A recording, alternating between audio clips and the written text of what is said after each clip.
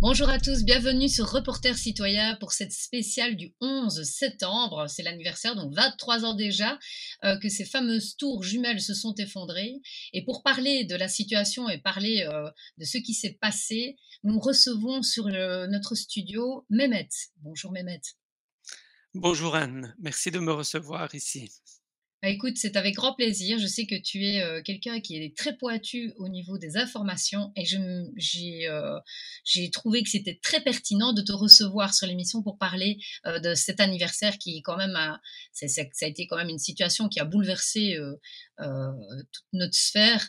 Donc voilà, en parler d'une autre manière, c'est très important et tu viens nous apporter quand même des informations plutôt intéressantes. Merci. Alors je vais te demander peut-être de te présenter brièvement, comme ça on sait, à qui on a affaire? Oui, bien sûr, je suis, ingénieur de formation, d'origine turque, né en Turquie, et venu en Belgique à l'âge de 13 ans et j'ai continué mes études et j'ai eu mon diplôme d'ingénieur industriel à l'âge de 21 ans. OK. Heu, voilà Comment et ça se fait que donc tu t'intéresses, alors, à cette date précisément? mais je vais l'expliquer dans la présentation, l'évolution de ma réflexion à ce sujet-là. Donc moi, je suis surtout ingénieur et surtout sur les détails, sur l'aspect technique, le comment, le pourquoi des choses. D'accord. Donc, on va peut-être démarrer peut-être, tu me dis donc, on va peut-être partager un écran en particulier? Oui, on peut commencer, on peut démarrer. Voilà, on va démarrer. Je le nomme la voie du criminel parce que c'est vraiment la voie du criminel, comme vous allez le voir après. Mais avant d'aller plus loin, en fait, je tiens à rappeler une question importante qui pour moi très importante. Quelle est la différence entre les théories du complot ou la vérité? Et en fait, si on émet des questions sur une version officielle des faits, sans y répondre, alors on crée des doutes dans les esprits, heu, on crée des théories du complot pour semer le désordre, on permet aux infiltrés dans les gouvernements de durcir le ton contre nous et on affaiblit surtout toutes les critiques justifiées de la version officielle. Donc la version officielle devient inattaquable. Mmh. Pourquoi? Parce qu'on a émis beaucoup trop de fausses critiques. On va Mais peut-être rappeler peut-être les faits alors? Ah non, tu pour me dis quand critiquer avant oui d'accord, en oui, fait, oui. pour critiquer une version officielle, il faut investiguer très, très, très en détail et donner une explication complète des faits avec les preuves à l'appui. À ce moment-là, on peut dire que c'est la vérité et elle peut être amenée devant la justice. Si une théorie ne peut être amenée devant la justice, elle ne doit pas être diffusée, clairement. Et on peut aussi prendre l'exemple, du dossier BIS, par exemple, sur l'affaire Dutroux, qu'on vient souvent entendre critiquer, que la justice l'ait mis de côté. En fait, pour amener ce dossier-là, par exemple, devant la justice, il faut que quelqu'un prenne ce dossier, l'étudie, l'investigue du début jusqu'à la fin, trouve les preuves, les liens avec l'affaire Dutroux et à ce moment-là, avec ces preuves à l'appui, on peut la ramener devant la justice. Sinon, demander à la justice d'étudier des centaines de milliers de pages sans lien réel avec l'affaire Dutroux, ben, ça n'a pas de sens en fait.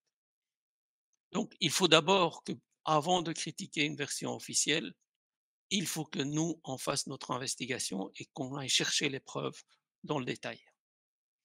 Voilà, donc ça c'était très important pour moi parce que il y a beaucoup trop de théories du complot, de fausses informations qui se promènent un peu partout et ça crée vraiment la confusion et en fait les criminels qui sont infiltrés dans les différents gouvernements, ils se cachent derrière cette confusion. La confusion, ça leur plaît, ça leur permet de se cacher derrière. Donc pour moi, c'est pas une voie à suivre. Donc Est-ce Maintenant, que on tu peut veux peut-être oui, voilà, on va commencer. passer exactement. On va peut-être passer le film officiel qu'on a vu passer sur OK, RTBF. Comme ça, oui, on va remettre un peu les faits, et les émotions de l'époque, puisque c'est quand même quelque chose dont on se souvient. J'en parlais justement, tout à l'heure à mes collègues, et je leur disais que j'allais faire cette émission et rien que d'en parler, il y avait des frissons qui remontaient tellement on a été tous traumatisés par cette journée, impressionnante et qui a bouleversé le restant de notre vie. Donc on va peut-être mettre en image. oui.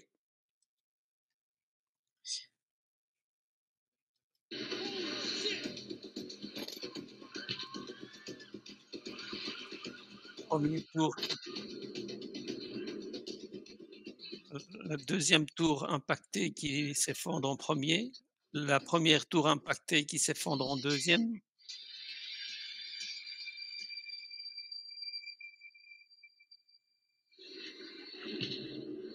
Voilà le premier impact,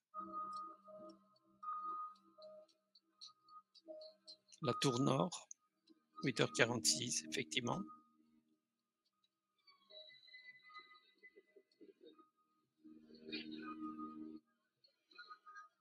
Vas-y, va au Trade Center. Des gens se jettent par les fenêtres. Je suppose que c'est pour essayer de s'en sortir. Je ne sais pas. Je ne sais pas. Des images horrifiantes, hein? Exactement. 2e avion qui vient frapper la tour sud. J'ai vu un deuxième avion venant du sud. À 9h03. Ça doit être une attaque terroriste. Je ne peux pas vous en dire plus. J'ai vu l'avion percuter l'immeuble.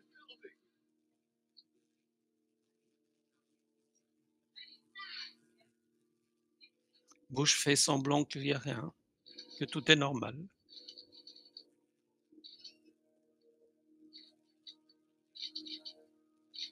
Two airplanes have crashed into a World Trade Center in an apparent terrorist attack.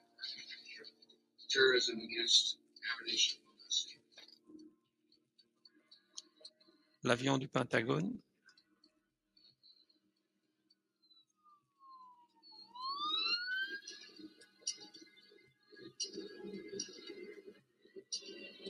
L'effondrement de la tour sud.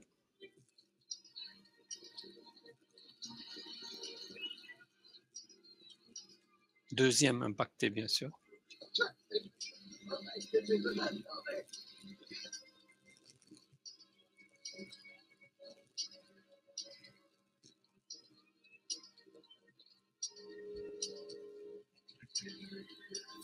« 10h03, le 4e avion qui se crache au sol.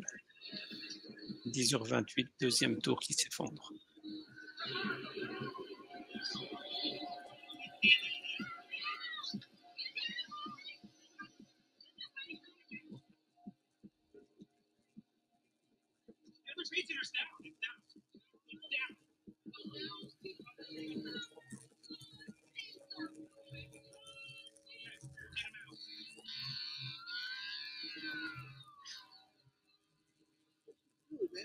It's gone. It blew up.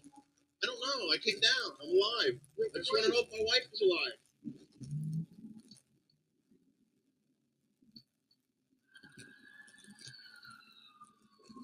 Paix à leurs âmes. Oui.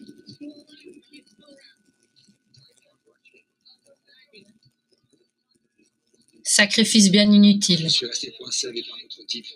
On arrêtait pas de se Donc, Finalement, on a rampé vers l'extérieur. ça a servi aux criminels, oui. Oui. Pour semer la guerre dans le monde entier. Exactement.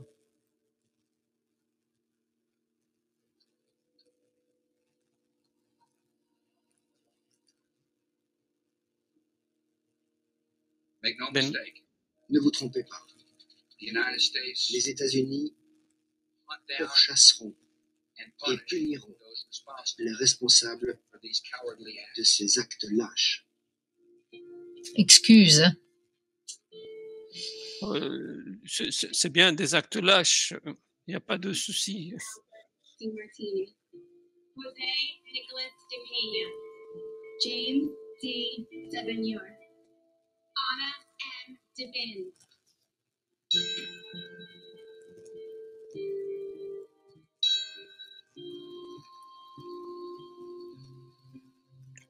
Il faut juste bien savoir qui les a faits. Mm. C'est toute la question. Alors, je vais couper. Hop. Voilà. C'était assez perturbant quand même, hein, de Ouais, revivre ça ouais. comme ça. Mais je vais refaire un petit rappel. Oui, Voilà. c'est très bien. Oui, voilà. Donc, ce jour-là, à 8h46, il y a le premier avion A11 qui a frappé la tour nord. À 9h03, le deuxième avion a frappé la tour sud. À 9h38, le A77 a frappé le Pentagone. Et à 10h03, le quatrième avion, le UA93, a frappé le sol. Ils ont dit que ce sont plusieurs pilotes suicides musulmans qui ont fait cela. Et moi, j'ai tout de suite commencé à me poser la question, comment ça s'est passé? Comment est-ce qu'ils ont réussi à faire cela?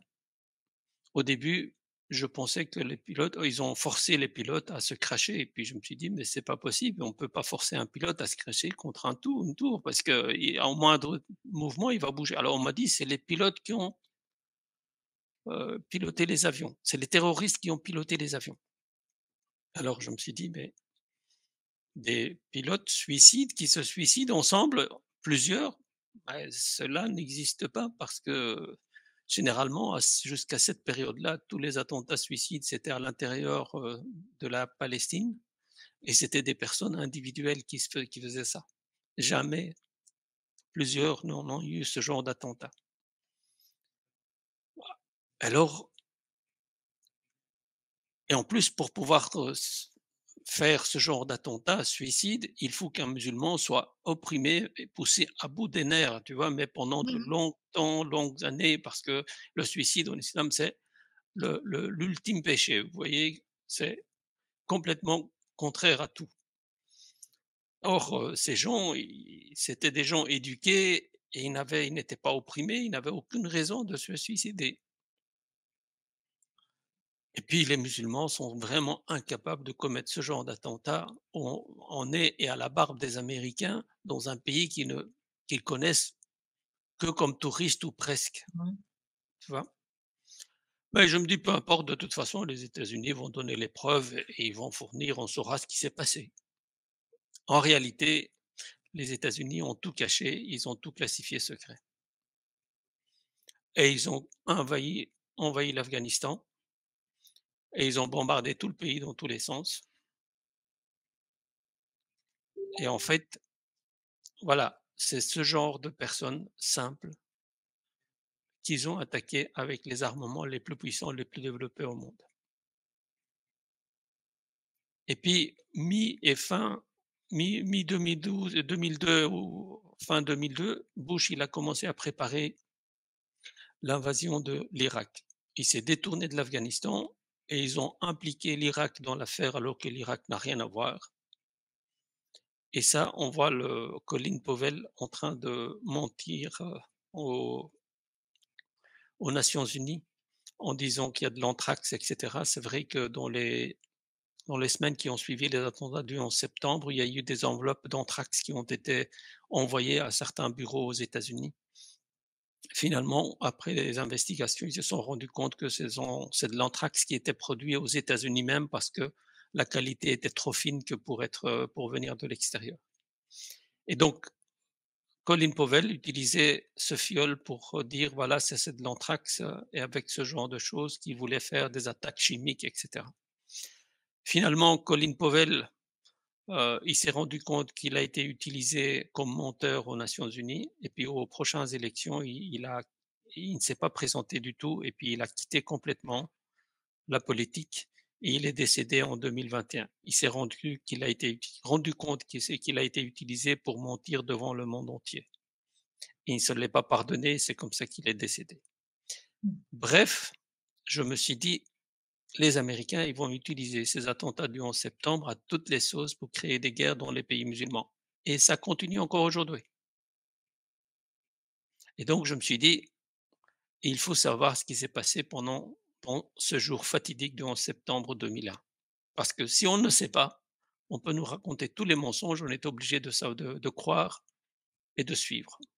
Et moi, je ne suis pas du tout de cette nature, je dois comprendre ce qui s'est passé. Sinon, je suis dans le faux, je suis pas bien, aussi simple que ça. Bref, et j'entends parler, fin 2002 aussi, j'entends parler du missile, de la théorie de Mason, de Thierry Mason, qui dit que il y avait un missile qui a frappé parce que il y a une bombe, ça c'est l'explosion d'une bombe et que le trou était trop petit. Par après, je me suis rendu compte que c'était pas un missile, c'était bien un avion, mais c'est un autre avion plus petit. Mais il y avait quand même une bombe parce que la couleur de cette explosion ici que l'on voit, comparée à celle des deux tours jumelles, ben, il y a une grosse différence. Mmh. Et cette différence, je me suis dit, ça c'est effectivement une bombe. Donc là, il y a peut-être quelque chose qui ne va pas. Donc ça vaut la peine d'investiguer. Donc ça ne Et peut pas être dû, au matériel, qui flambe? ce n'est pas du kérosène comme on voit ici dans les 2 tours jumelles. D'accord, OK, donc le kérosène a une couleur particulière et là, ce n'était pas la même couleur. OK, ça va, attends. Disons que ça, c'est de l'hydrocarbure, du kérosène, qui Oui, a une certaine chaleur, qui donne une couleur une couleur donnée qui qui est oui, celle-là et qui est pratiquement la plus chaude, et alors que celle-ci, ben, on voit bien que celle est beaucoup plus chaude, donc ça, c'est bien une explosion. c'est ça. On verra par après, il est apparu qu'il y avait bien un avion qui a frappé le Pentagone, mais il y avait aussi une bombe. Mais ça, on va le voir à la prochaine demain donc. Mais la théorie officielle nous dit 4 équipes de 19 terroristes suicides musulmans ont détourné 4 avions et ils les ont crashés contre des bâtiments et au sol. Voici première équipe, deuxième équipe, troisième équipe, quatrième équipe. Voilà. Et donc, plutôt première équipe, deuxième équipe, troisième équipe, quatrième équipe. Mmh. Tout est un peu dans l'ordre. Et ils ont dit qu'ils ont utilisé des cutters. Et ce cutter est présumé être utilisé dans le quatrième avion et il a été récupéré dans les débris de l'avion. Vous vous Oh, rendez compte? quelle Ah chance! oui, ah, oui, oui, oui, Et oui, quand oui, vous il voyez, était signé, non? Il n'était pas signé avec un numéro un numéro de série, on a pu voir, où il était. Écoute, oui, c'est quasi la Chine là-bas, je ne sais pas ce que ça veut dire, mais c'est c'est quand même un rien que ça, message quoi. subliminal. Et Exactement. si vous faites attention, l'image que vous voyez ici, on peut reconnaître un peu la tête de la Statue de la Liberté. C'est un message subliminal là pour un peu orienter les esprits, des Américains. C'est D'accord. Tu vois un peu la tête de la Statue de la Liberté avec l'étoile, Avec les oui, oui, oui, oui, oui. Tu crois que c'est vraiment c'est c'est calculé mais à ce point-là? c'est calculé à ce point-là, oui. Oui, Ah ouais, écoute, c'est vraiment de la folie, quoi, oui. mais oui, pourquoi veux-tu qu'il y ait de la de l'ombre, de noirceur dans cette zone-là, C'est ça, oui. et pas dans le reste? Il y Et a oui, pas de c'est ça. raison. Voilà. Alors les preuves officielles, ils ont parlé d'appels téléphoniques, par les passagers, via des GSM. Alors que les avions, ils étaient à 10 000, 11 000 mètres. Il n'y a pas de réseau GSM. Oublions les GSM, c'est pas possible. Le seul moyen de faire ces appels téléphoniques, c'est des appels par le sol, comme nous faisons des appels, sur l'internet aujourd'hui, C'est ça. et en changeant la voix des passagers, donc en simulant. Donc il y a une personne qui parle et c'est la voix d'un des passagers qui sort. Mmh. Et donc, je peux vous simuler un petit peu. Mais quoi, c'est avec l'IA qu'ils font ça alors? Non, non, en fait, moi, j'ai Logiciel? un petit logiciel, oui, qui permet de changer ma voix. Là, j'ai changé ma voix. Est-ce que tu entends? C'est une Ah voix ouais, différente. Là, je peux oui. dire une autre, comme ça, c'est un peu plus petit, là, c'est ça. Ça, c'est encore une autre. Voilà. Donc, C'est en utilisant évidemment ici, c'est un jeu parce que le casque que j'ai, avait ce programme-là et donc, D'accord. c'est un c'est un c'est un très ancien casque, mais Oui, je oui, donc tiens ça à la existe en plus garder. moderne et qui est, oui, tout à fait, oui. Dans les médias, ça existait déjà à l'époque, en beaucoup plus professionnel que ça, C'est bien ça. sûr. Et donc, c'était des petits appels, de courts appels qui étaient tenus avec les familles des passagers, et les familles de passagers ont réellement cru, à tous ces appels, voilà. Mais c'était pas censé du tout. Alors ils ont dit qu'ils ont trouvé des manuels de vol en langue arabe dans une voiture, dans une camionnette, dans l'aéroport de Boston. On fait pas des manuels de vol en langue arabe, tous les personnes qui parlent l'anglais, ils utilisent l'anglais parce que l'anglais, c'est la langue technique pour l'aviation, donc on va Oui. pas aller chipoter avec Mais voilà, non, mais non, c'est ça, comme dans les manuels scientifiques, c'est tout en anglais.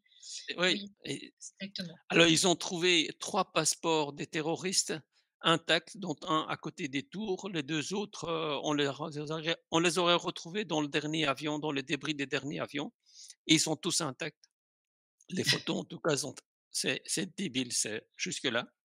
Alors ils ont dit que certains des terroristes sont allés poursuivre des cours de pilotage et ils ont dit qu'ils voulaient pas, décoller ni atterrir, ils voulaient juste apprendre à voler comme ça et que c'était la preuve comme quoi ils avaient planifié ça, machin et cetera. Donc c'est complètement débile. Vous voyez, ce sont des preuves indirectes, très lointaines qui n'ont aucun aucun lien Valeur. réel en fait, voilà. Alors, le cas Moussavi est exemplaire. Le gars, il a été considéré comme étant le 20e terroriste qui n'a pas pu assister, aux attentats parce qu'il était arrêté 3 semaines avant les attentats, en route pour apprendre à piloter des Boeing 747. C'était un Français d'origine algérienne et qui était ingénieur et en fait, il a voulu apprendre à piloter pour être pilote de Boeing 747, alors que cet avion n'a pas été utilisé dans les attentats. Donc vous imaginez 3 semaines avant, pour préparer des attentats pareils et puis 3 semaines avant, le gars, il se décide à aller suivre des cours de pilotage sur un avion qui ne sera pas utilisé. Voilà, c'est, autant de débilité, mais ça passe. Oui, Et oui. donc effectivement, toutes les preuves sont vraiment risibles. Mais le fait est simple, c'est que le monde a basculé dans la guerre et ça continue. Ces guerres en continuent aujourd'hui, hein. Il y a pas de Oui. doute. Alors, moi, à certains moments, je me suis dit: «Mais comment on peut faire ça autrement?» Parce qu'il faut aussi s'imaginer que d'autres puissent l'avoir fait. Évidemment, en utilisant la technologie de contrôle automatique, donc en contrôlant les avions d'une manière automatique à distance. Et pour cela, Télécommandé. plus un peu on va voir exactement comment. Peu Mmh. importe la technologie, mais commander à distance ou en tout cas contrôler à distance avec un Mmh. système technologique. Mais dans ce cas-là, on va créer une équipe pour réaliser cet attentat et cette équipe va contrôler les avions à distance. Donc, ils vont installer quelques jours avant, ils vont installer le système de contrôle dans les avions. Mais alors, il y aura une réalisation par une seule équipe utilisant des équipements de technologie. Et ça va créer des différences par rapport à la présence de 4 équipes différentes. Donc, on va comparer comment une équipe distante va agir et comment 4 équipes, chacun dans son avion, va agir. Mmh. Dans le cas de 4 équipes, c'est pas difficile, chacun va s'occuper de son avion, donc les détournements vont se faire en parallèle. Il n'y aura aucune coordination entre les avions, il n'y aura pas d'interférence, l'un avion qui va attendre l'autre ou quoi que ce soit. Et la seule ressemblance à laquelle on peut s'attendre, c'est que tous les avions soient détournés le plus tôt possible après le décollage et donc qu'on ait un temps quasi identique entre le décollage et la déviation des 4 avions. Allez, le premier il a dévié 15 minutes après, disons que ça peut varier de 10 à 20 minutes. Tu vois? C'est pas à la minute près, mais c'est proche. Le Mmh. temps entre le décollage et le détournement doit être plus ou moins proche. Mais par contre, si on a une équipe qui contrôle les avions à distance, Oui, bah, cette équipe ne peut gérer qu'un avion à la fois. exactement. Et donc, lui est obligé de gérer les avions l'un après l'autre. Donc, l'action va se faire d'une manière sérielle.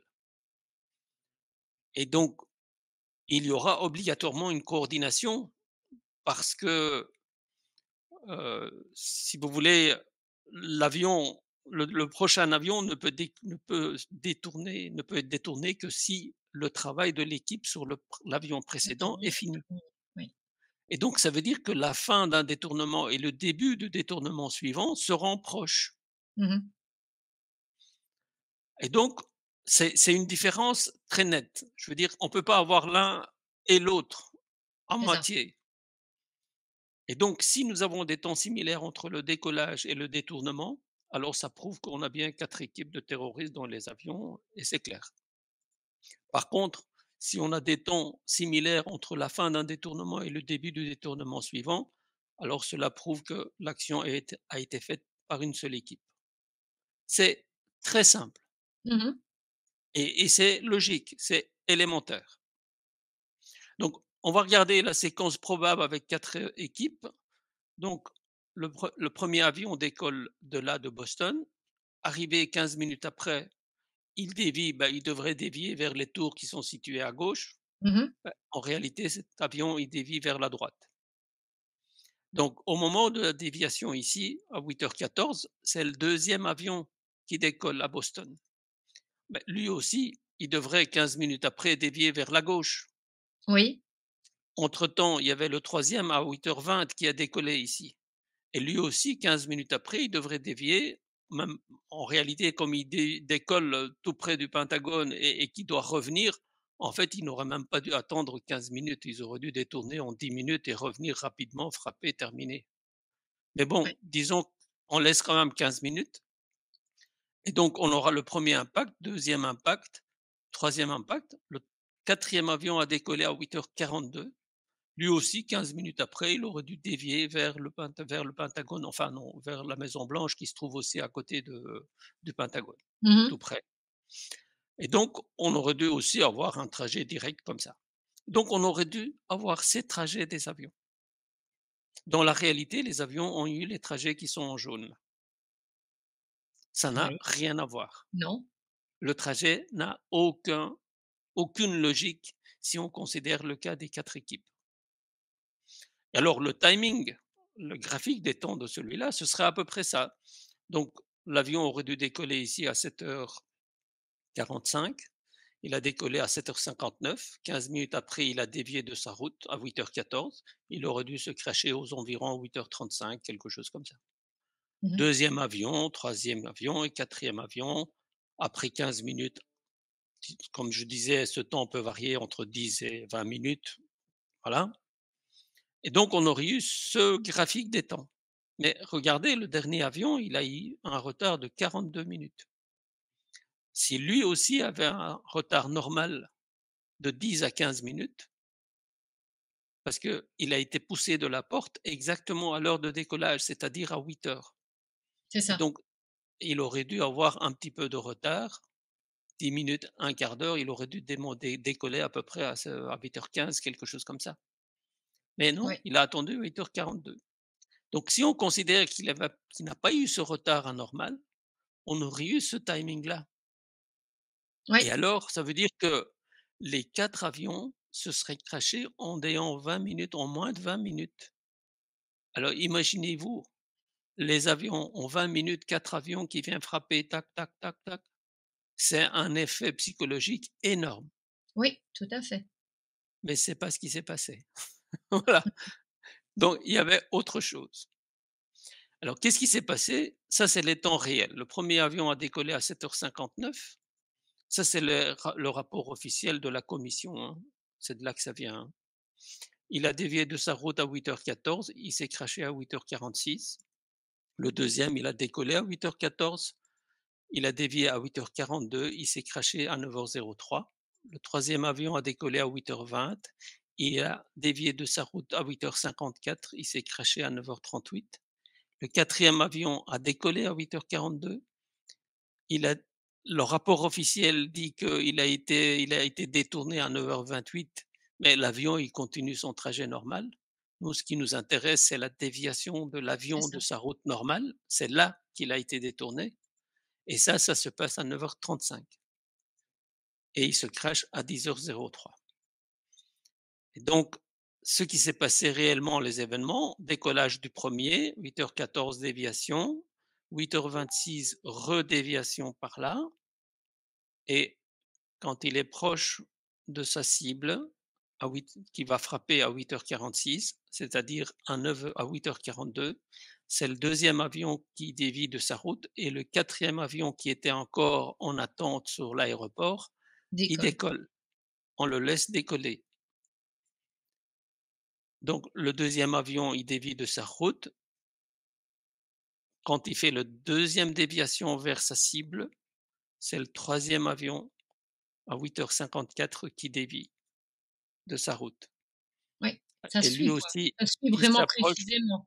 exactement. Lui, il s'approche de sa cible.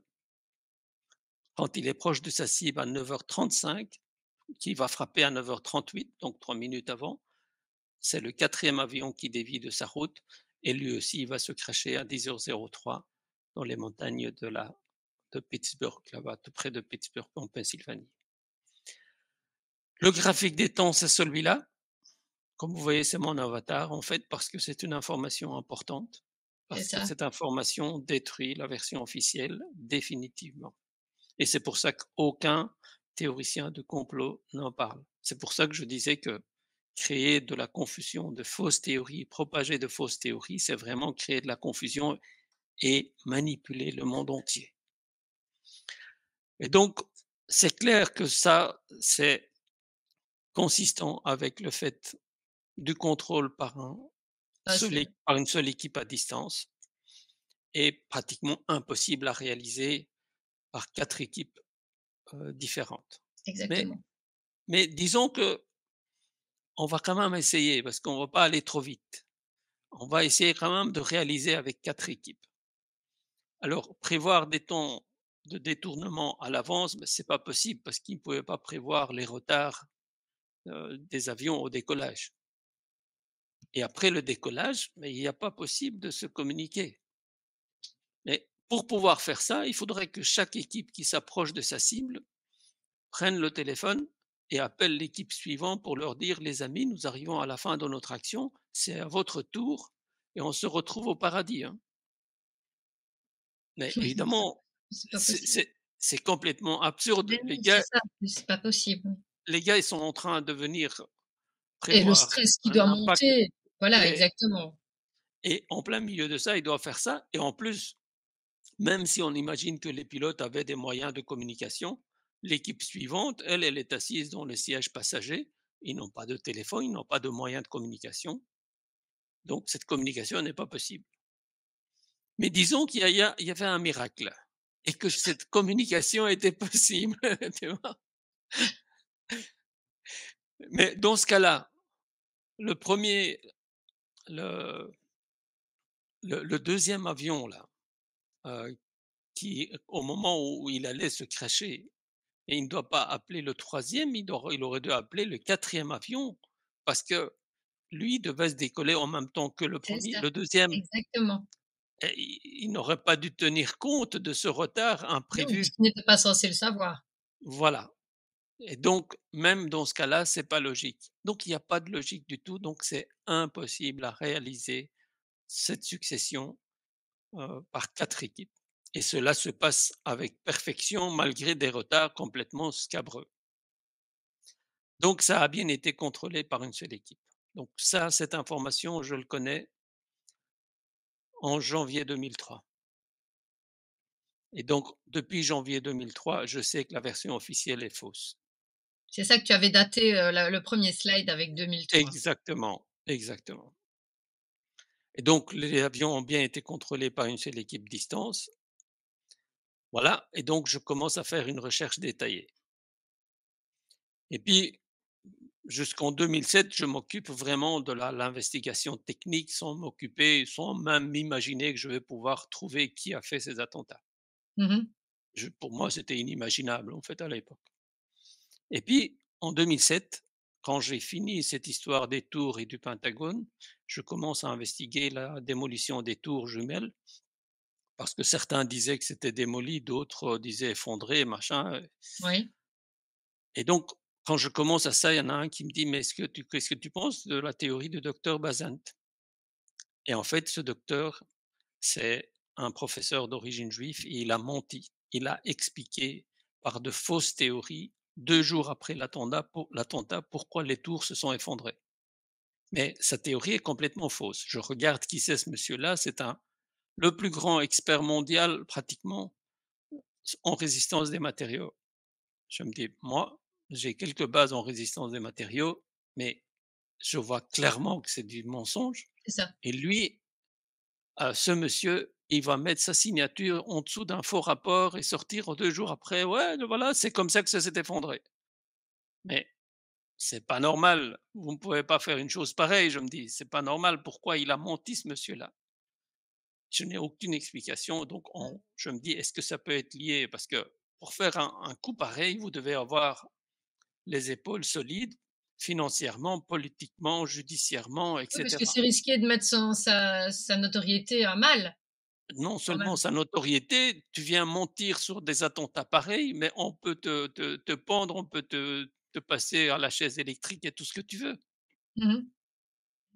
Et je me dis: «Mais ce mec, il n'a peur de rien», donc ça veut dire que pour ne pas avoir peur aux États-Unis, qui a ce soutien? Bah, évidemment, sont dans la main de lobby sioniste israélien. Tiens donc, tiens donc, tiens donc. Et donc, je me dis: «Est-ce qu'il est juif ce monsieur?» Je ne savais pas et donc il a fallu que je cherche pour trouver et effectivement, il est apparu qu'il était bien d'origine juive. Mmh. Et donc à partir de là, je me suis dit: «Les Israéliens pourraient être impliqués». Nous sommes 4 ans et demi après les attentats. Et puis après, évidemment, à partir de là, je commence et je cherche toutes les preuves. Et puis en 2015, j'arrive à mettre le nom de Netanyahou qui a donné l'ordre de faire les attentats en 1997 quand il est devenu Premier ministre pour la première fois. Ça date d'autant de temps à l'avance. Exactement, exactement, exactement. Et ils ont prévu cela, tu vas voir comment c'est. Mmh. En fait, c'est là que j'ai pu retourner au début des faits. Et donc, le début, c'était en 1993, il y a eu la signature des accords de paix entre Palestiniens et Israéliens. Il y avait Yitzhak Rabin et Yasser Arafat, qui sont Tout à tous les fait. 2 décédés aujourd'hui. Un par un terroriste israélien, un extrémiste israélien, et lui, par Sharon, en fait. Mais pendant ces négociations, Netanyahou, il était en train de rencontrer les extrémistes juifs pour créer une alliance ultra-religieuse, conservateur, pour s'opposer à la paix. Mmh mh. Et évidemment, les colons israéliens, ils ont protesté et c'était la foule bien haranguée. Et donc, en 1994, il y a eu le prix Nobel de la paix qui a été donné à Shimon Peres, Yitzhak Rabin et Yasser Arafat. Mmh. Mais Netanyahou, il continuait en 95 à renforcer les protestations des colons. Il est là. Il n'a pas Oui, lâché prise, le mec. Et il était vraiment opposé à la paix et pas un petit peu, hein. Et il l'est toujours d'ailleurs, c'est pour ça qu'il y a pas de paix, hein. c'est ça. Et en il y a eu, heu, les deuxièmes accords qui ont été signés, pour avoir l'instauration d'un État palestinien et pour qu'il puisse y avoir des élections et cetera. Il y a eu des élections en janvier 1996. Mais avant ça, le 4 novembre 95, c'est Yitzhak Rabin qui a été assassiné par un extrémiste juif. Et Netanyahou a assisté à l'enterrement, aux funérailles. Et regardez la tête de mépris qu'il a dans sa tête. Oui, bah, il l'a toujours, hein, entre nous. Donc, Ah non, non, non, non, mais dans ce cas-là, ce moment-là, ah, cette on le visage, sent vraiment, oui, tout à fait. là, on voit le mépris qu'il a. Et effectivement, quand on lit un peu l'histoire, il a un grand mépris de Isaac Rabin. Et il disait, comme il est mort, il va mourir en héros. Il va être considéré comme un héros. Tu te rends compte? C'est ça, oui. Alors, évidemment, après, il allait y avoir des élections. Alors, en printemps 1996, Israël tue le 5 janvier un ingénieur qui s'appelle Yahya Ayash, qui est présumé fabricant de bombes. Et ils s'attendent à ce qu'il y ait des attentats contre ça. Effectivement, il y a des attentats le 25 février. Les 3 et 4 mars, c'est une semaine après, vous voyez, c'est 2 week-ends successifs. Il y a 4 attentats dans des bus de Jérusalem, d'Ashkelon et de Tel Aviv. Ce sont les seuls attentats de 1996. Mais cela suffisent pour que Netanyahou gagne les élections à 50,49 et Pérez perde à 49,51. Donc le camp de la paix a perdu à 49,51, moins de 0,5. Donc ces attentats ont été commis par Netanyahou qui lui ont permis de gagner ces élections. Sans Exactement. ces attentats, il n'avait pas gagné les élections. Oui, pour faire retourner l'opinion publique. Exactement. Et donc ça veut dire que Netanyahou n'arrêtera plus de commettre des attentats. Parce que les attentats, ça le sert. Ouais. Alors, l'opposant de la paix, Netanyahou, est au pouvoir. Donc, il devient Premier ministre et il le restera jusqu'en 1999. Évidemment, dès qu'il arrive au pouvoir, il enclenche la machine de stratégie guerrière.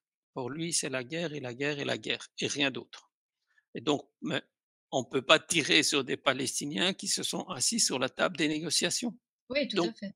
il faut noircir l'image des Palestiniens pour pouvoir leur tirer dessus comme des animaux. Et donc, il ordonne de faire un grand attentat et pour détruire les tours et donc les préparations commencent. Avril 1997, la création de l'Urban Moving System, une société de déménagement qui va servir pour la logistique des attentats. Elle a été créée en 1997 pour faire partie de l'environnement, pour ne plus être suspectée. Et en juin 1997, la création du PNAC, Project for the New American Century, par ces deux personnes, c'est-à-dire Robert Kagan et William Kristol.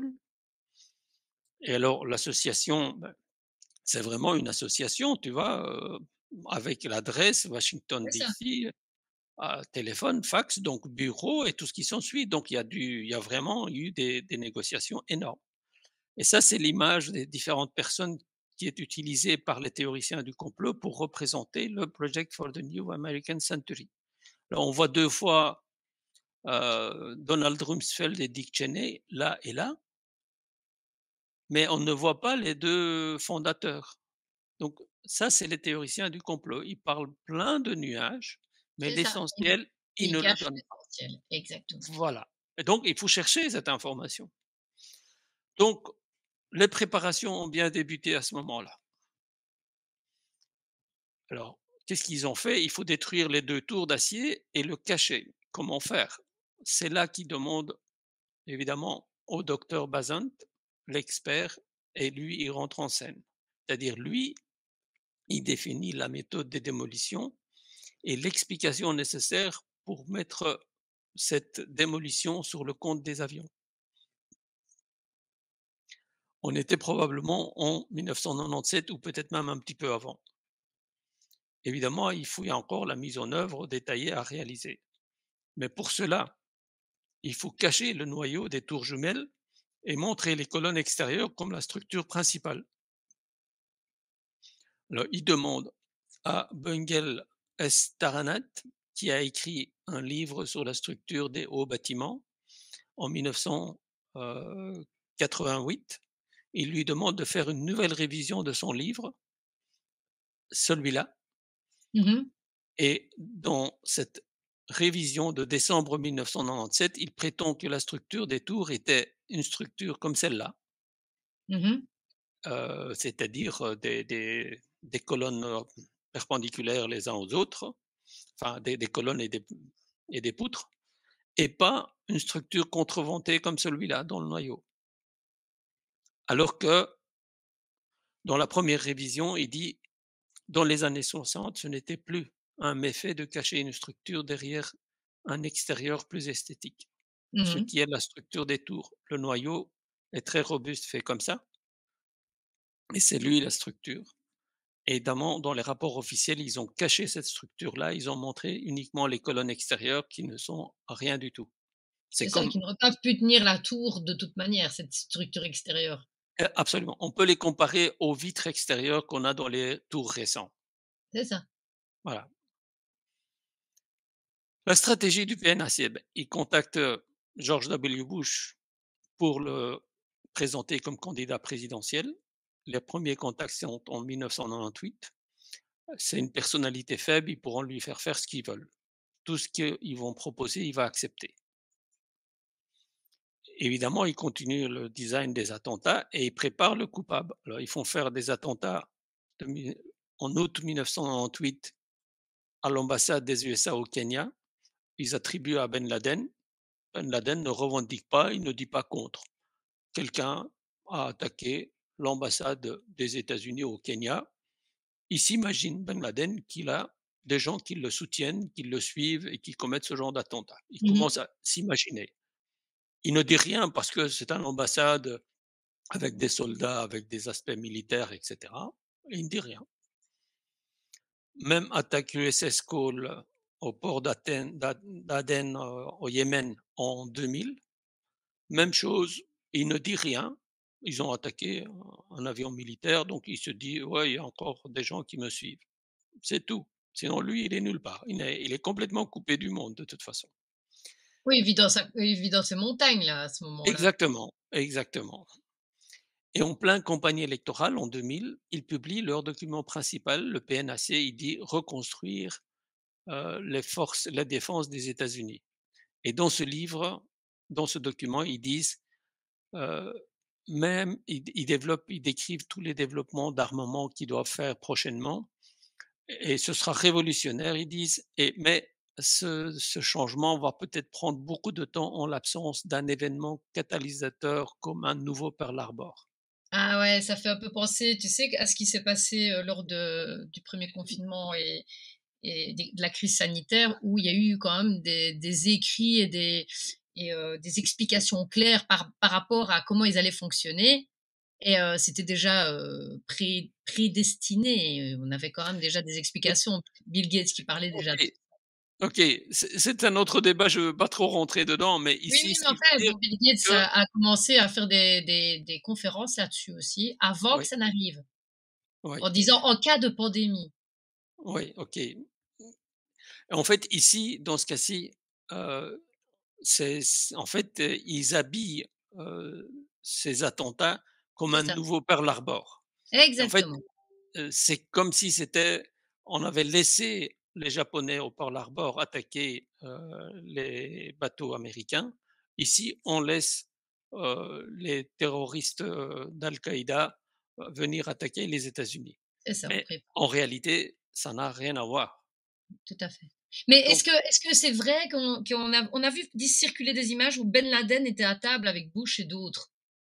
je ne Ils se saurais. connaissaient, ils se fréquentaient, Et la famille, mais c'est une grande famille, effectivement, il y avait des liens entre la famille, les familles Ben Laden et eux, mais Osama Ben Laden était l'enfant, hors contrôle de la famille, donc d'accord, le mouton c'est pas, noir.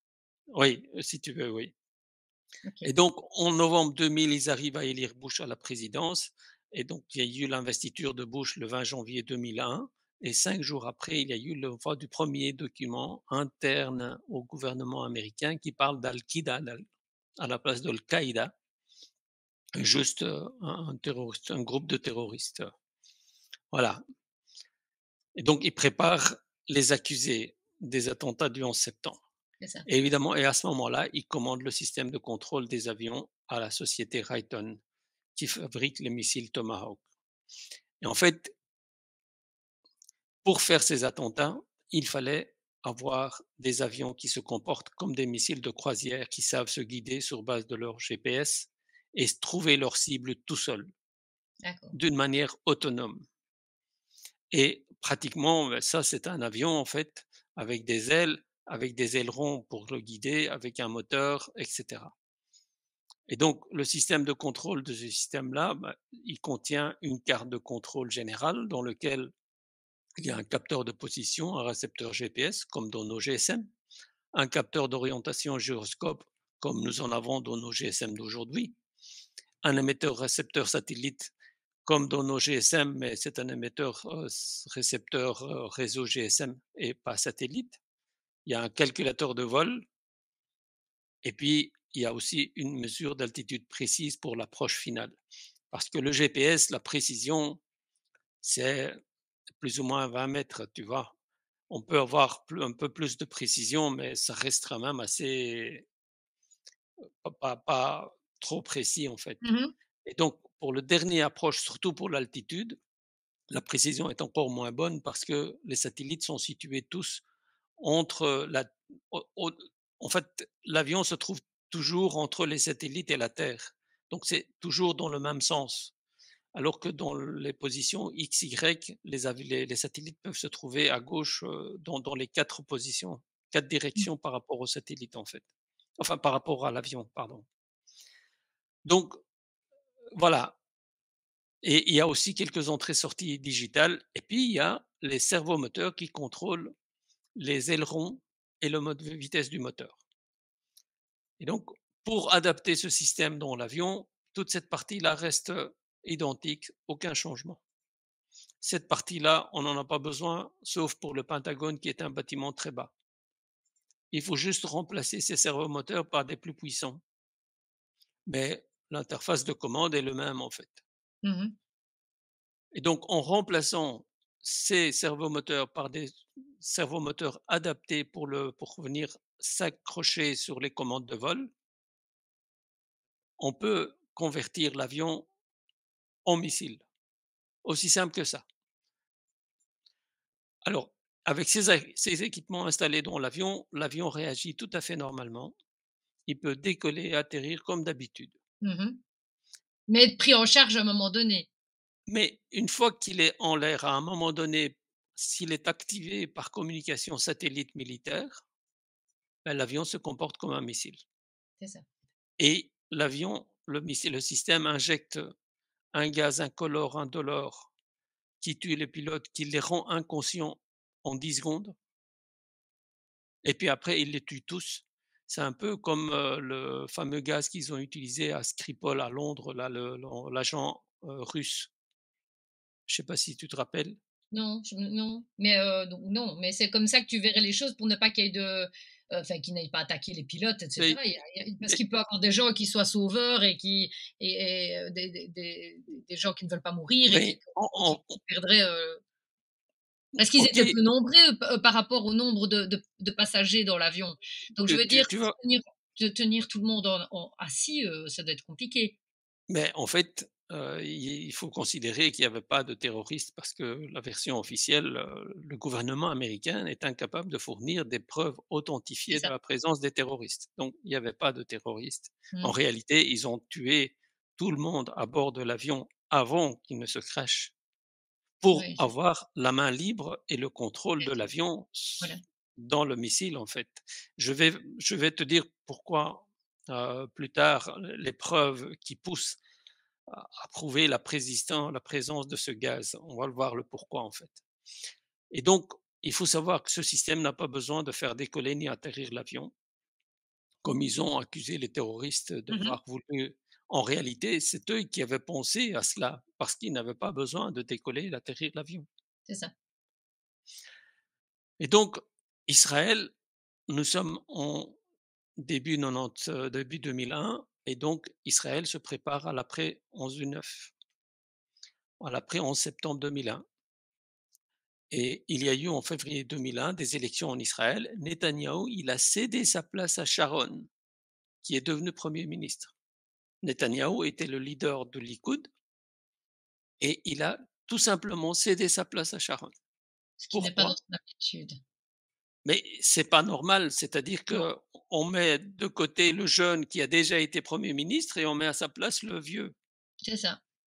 Mais donc là, il y avait des raisons pertinentes pour cela en fait, parce que Sharon était plus franc-tireur pour exterminer les Palestiniens après le 11 septembre futur, et surtout il était déjà vieux. S'il était inculpé, Netanyahou prendra sa place et puis c'est bon, la Exactement. perte sera plus petite. Mais surtout aussi, Netanyahou était occupé à finaliser les préparatifs des attentats du 11 septembre. C'est ça. Et il ne pouvait pas être devant les médias avec la fonction de Premier ministre. Mmh. Donc il est resté se cacher et chaque semaine, Netanyahou, il parlait à Larry Silverstein, qui était le propriétaire Des de tours. la troisième tour qui s'est effondrée, mais qui a aussi loué les 2 tours jumelles pour 99 ans, 6 semaines avant les attentats du 11 Oui, septembre. c'est ça qui est fou, ouais. C'est C'est passé au crible. énorme. Oui, oui, tout Mais à fait. oui, ils connaissaient, ils s'étaient préparés, c'est eux qui connaissaient tout ce qui se passait, parce que c'est eux Mmh. qui le préparaient. Donc tout est en place pour accueillir les attentats, mais il ne fallait pas les exécuter parce qu'il fallait attendre le début de l'année scolaire. Parce qu'en début d'année scolaire, c'est une période où tout le monde est occupé à inscrire ses enfants. Il est impossible d'organiser des protestations, des manifestations de protestation populaires. C'est impossible parce que les gens Alors, sont occupés. qu'est-ce que tu penses de la théorie du 11? 11 étant quelque chose, un nombre, qui a un rapport avec la franc-maçonnerie. Donc Je, les 2 tours qu'on je, voit, je ne rentre pas dans ces OK, débats de d'accord, ça va, numérologie d'accord. D'accord, d'accord. parce Mais je que, voulais c'est juste pour savoir parce que bon, on parle quand même de dates qui sont, extrêmement puissantes mais et pour souvent moi, les attentats, c'est des chiffres comme le 11. Il y a oui, eu mais plusieurs attentats qui se sont faits le 11. le 11 mars aussi, 11 Oui, mars c'est ça, voilà. 2004 aussi. Mais en fait, le plus important, c'est que il Toi, tu fallait faire expliques ça là à comment ça cette se passe. période. Voilà, À cette exactement. période, parce que tout le monde est occupé à organiser la rentrée des classes, les inscriptions, les trucs. Donc impossible de faire des protestations, impossible. Alors en fait, heu, en décembre 2001, Fox News a publié une émission qui s'appelle Israeli Spying, pour dire qu'il y avait à peu près donc cercle d'espionnage israélien, pour dire à peu près qu'au total 200 agents israéliens seraient rentrés aux États-Unis pendant 2001. Dont ces 200 agents, il y aurait eu des agents du Mossad, des lieutenants de l'armée, des étudiants d'art de l'université de Tel Aviv, et ils auraient travaillé dans les explosifs et les télécommunications. Normalement, ils présentent tout ça comme étant classifié secret. En réalité, ce sont les exécutants des attentats. Et donc, les exécutants des attentats ont été présentés comme des espions qui connaissaient l'information, qui ont protégé le monde contre la terreur C'est ça, islamiste. C'est exactement. l'image Inversion de accusatoire. exactement. Ouais, Et on va voir pourquoi c'est eux, en fait. Parce qu'en fait, ils ont préparé à peu près 6 000 explosifs, 3 000 pour chaque tour, autonomes, dont le retard était réglable à distance, comme un GSM. Donc c'était un petit paquet qu'on pouvait régler le retard au déclenchement pour chacun, parce que chaque explosif était codé et il avait une petite batterie pour tenir une semaine avec un code précis pour chaque explosif. Ils savaient à quel étage ils ont placé quel code d'explosif, etc. Et donc, ils ont suivi et tué les présumés terroristes arabes et récupéré leurs documents d'identité. mmh, Et les étudiants d'art, donc probablement de théâtre, ils ne le disent pas, mais c'est probablement de théâtre, ils ont préparé les appels téléphoniques à tenir avec les familles des passagers en utilisant les fameux logiciels de changement de voix. c'est ça. Mais quoi, ils avaient pris les listes alors des passagers, bien évidemment, et Oui, ils ont oui, ils ont écouté les passagers, les appels téléphoniques des passagers, ils ont enregistré leur voix c'est ça, et sur exactement. base de ces enregistrements de leur voix, bah, Ils ont créé des textes, ils ont voilà, reconstruit ils des ont, textes, ils ont créé des textes à part, mais ils ont reconstruit leur voix dans les appels téléphoniques. c'est ça. Et ça, ça a été fait par Fox News. Des journalistes de Fox News qui, par après, ils ont été déclarés, ils ont dit que ils ont suivi, ils ont écouté les téléphones des familles des passagers, des victimes, pour savoir leurs intentions et savoir ce qu'ils allaient faire. Mais s'ils ont écouté les familles des victimes juste après les attentats, C'est qu'ils savaient écouter c'est les c'est victimes, avant. c'est qu'ils ils ont écouté les passagers juste avant et ils ont enregistré leur voix juste avant. Aussi simple que ça. Exactement. Et donc, Larry Silverstein, donc, il est l'ami de Netanyahou, il a loué pour 99 ans les tours jumelles juste 6 semaines avant et la les les tours jumelles appartenaient à la Port Authority de New York, New Jersey et elle était dirigée par Lewis M. Eisenberg qui est un autre sioniste Bien sûr et que Larry Silverstein a inclus dans l'assurance une clause spéciale contre les attentats terroristes et pour chaque attentat, il a demandé 3,5 milliards de dollars. Oh, il se fait en plus des coronesses en or, comme on va dire, hein. Ben oui, C'est c'est de incroyable, hein, l'argent. C'est exactement, mais bon, ça, c'est très, très sioniste, hein, c'est très, très, pour ne pas employer des termes qui nous traiteraient d'antisémites. Mais voilà, bon, voilà, on comprend très bien d'où ça vient. mais c'est bien sioniste, hein, Ouais, parce que ouais, on s'est c'est bien pas juif, entendu. hein. C'est Non, pas non, juif, c'est on est vraiment bien sioniste, hein. exactement, oui, oui, tout à fait. Voilà. Alors, les explosifs, il fallait les installer dans les tours. Ils étaient préparés pendant des mois à l'avance, avec l'interrupteur coupé, donc les batteries bien chargées et tout était prêt. Mais il fallait les installer à certains moments. Et donc le jeudi 6 septembre, le dernier jeudi avant les attentats, ils ont retiré les chiens renifleurs qui contrôlaient l'entrée des explosifs dans les tours. OK. Donc Et ça c'est quoi? Il y a eu des documents qui le il y montraient? a il y a des gens qui ont témoigné, qui ont dit que la sécurité, elle courait tout le temps et puis soudain, le jeudi, les chiens renifleurs ont été enlevés. D'accord. Voilà.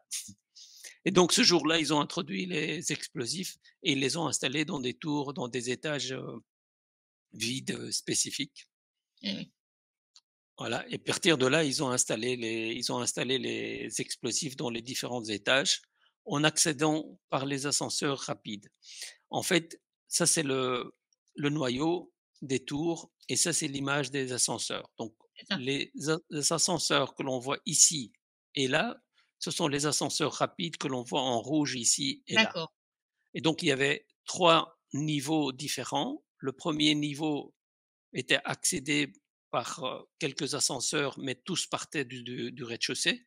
Oui, Heu, il fallait prendre un ascenseur rapide pour arriver à l'étage 44 et de là, il fallait changer un ascenseur pour atteindre l'étage qu'on avait besoin c'est ça. et même chose de l'autre côté pour atteindre l'étage 78 et de là, on atteignait les autres étages D'accord, d'accord, qui d'accord. restent. C'était la structure donc mais en accédant, en utilisant ces ascenseurs rapides qui étaient là et là, il était possible d'installer tous les explosifs nécessaires jusqu'à l'étage 44 Ouais, et sur la moitié de la tour jusqu'à l'étage 78. c'est ça. Et donc les autres ascenseurs, ils étaient situés ici ou là, ou là, ou là, en fait, hein. Et donc, heu, pour les autres étages, donc toute cette partie-là et cette partie-là, il fallait accéder dans les différents bureaux. Et là, qu'est-ce qu'ils ont fait? Ils ont déclaré un blackout total pendant ce week-end-là, à partir de vendredi soir jusqu'au, jusqu'au dimanche. Ils ont déclaré un blackout, ils ont coupé toute l'électricité, même les serveurs et cetera ont été arrêtés. Il y a des gens qui l'ont déclaré, qui ont dû couper des serveurs dans ces étages-là. Comme ça, ils pouvaient accéder à tous les bureaux, il y avait C'est ça, personne pour dans aller cette zone. travailler soi-disant, Exactement, installer les explosifs dans les tours. Dans la deuxième partie, j'expliquerai où les explosifs ont été installés. Et alors, là, on parle des Israéliens dansant parce que ces 5 personnes ont été vues en plein joie, en train de faire des photos souvenirs, juste après que le premier avion ait frappé la tour nord et ils ont fait des photos souvenirs avec la tour en feu derrière. Alors, il y a une femme qui les a vus, elle a appelé la police est arrivée, ils étaient déjà partis, mais elle avait noté elle regardait avec ses jumelles, en fait, la tour en feu. Et elle a noté le numéro de la plaque, le modèle de la camionnette et ils ont par après, les policiers les ont arrêtés dans l'après-midi et ils ont trouvé des traces d'explosifs, dans la camionnette. Les chiens renifleurs ont détecté des traces d'explosifs. En fait, ces gens, ils ont transporté les explosifs dans leur camionnette mmh. et cette camionnette appartient à la société Urban Moving System fondée par un sioniste, par un Israélien. C'est ça que tu avais montré tout à l'heure et que tu avais dit que C'est ça ça. avait ouvert, en 2017, En en en 1997, en 1997, oui. voilà. Et donc c'était elle a servi comme base de d'opération du Mossad, en fait. Le directeur Dominique Schooter, il a disparu. La police est venue le questionner. Quand ils sont revenus 2 jours après, il était disparu, le mec. D'accord. Ils sont restés en prison pendant 10 semaines et puis ils ont été relâchés. Ils ont menti, ils ont les détecteurs de mensonges ont détecté qu'ils ont menti, et cetera, et cetera. Mais bon, comme la justice, était sous le contrôle, des Israéliens, il y avait assez d'agents israéliens sionistes dans les hautes sphères de la justice que pour les libérer. Ils ont été libérés, ils sont retournés, heu, en Israël. Et là, nous avons le procès-verbal de l'arrestation de ces personnes. C'est bien le 11 septembre à 15h56 et on voit leurs noms: Sivan Korsberg et Yaron Shmuel, Paul Korsberg, Oded Elner et Omer Marmari. Et alors, il y a un chercheur de vérité qui a vraiment insisté pour demander la libération des informations parce que ils ont refusé que les images soient publiées, mais le gars a insisté. Ils ont dit que ce sont des images privées, on ne peut pas les libérer. Il dit: «Bah, vous pouvez cacher les images, je ne veux pas les images», et cetera. Et ils ont aussi caché, les tours devaient se retrouver ici, en fait, en feu. Et le gars, il tient dans sa main un briquet là. Un D'accord. briquet ici avec la tour en feu Oui, derrière, oui, ça veut ça dire veut que tout la dire. tour Ça va veut tout dire. disparaître. Et alors la date, c'est le 10 septembre 2001. C'est pas le 11. D'accord, Pourquoi donc c'est c'est le 10? la Parce veille, quoi. que c'est parce qu'ils ont réglé la date de leur appareil photo un jour à l'avance, un jour en retard ou plutôt, pour ne pas être, pour falsifier les documents. Au cas où ça se retrouve, au moins on n'a pas la même date. Ah ouais, Et mais comment ils font? pourtant, Oui, comment on sait faire ça sur des téléphones? c'était pas des téléphones, c'était Ah, des des appareils appareils photo. photo. Ah D'accord, OK. oui. D'accord, d'accord. Et ça, c'est deuxième. Si tu veux, ça, c'est le bâtiment. Ici, c'est le deuxième niveau et là, ils ont fait la photo du deuxième niveau. Attention à ce bâtiment, on va le voir un peu après. Donc ça, c'est le même bâtiment et là, ils D'accord, sont sur le dernier niveau, c'est ils ça. font la photo avec la tour derrière en feu. En train de brûler, oui. Et moi, je suis allé sur Google Earth, on positionnait tout et trouver leur position, et cetera. Ils étaient sur ce toit. La première photo était faite ici, deuxième est là et les tours jumelles étaient ici, en fait, D'accord, d'accord, d'accord. dans cette direction-là. Et ça, c'est le bâtiment qui était Oui, derrière oui, eux, c'est ça, dont exactement. la façade a été modifiée. On le voit dans l'historique de Google Earth. OK.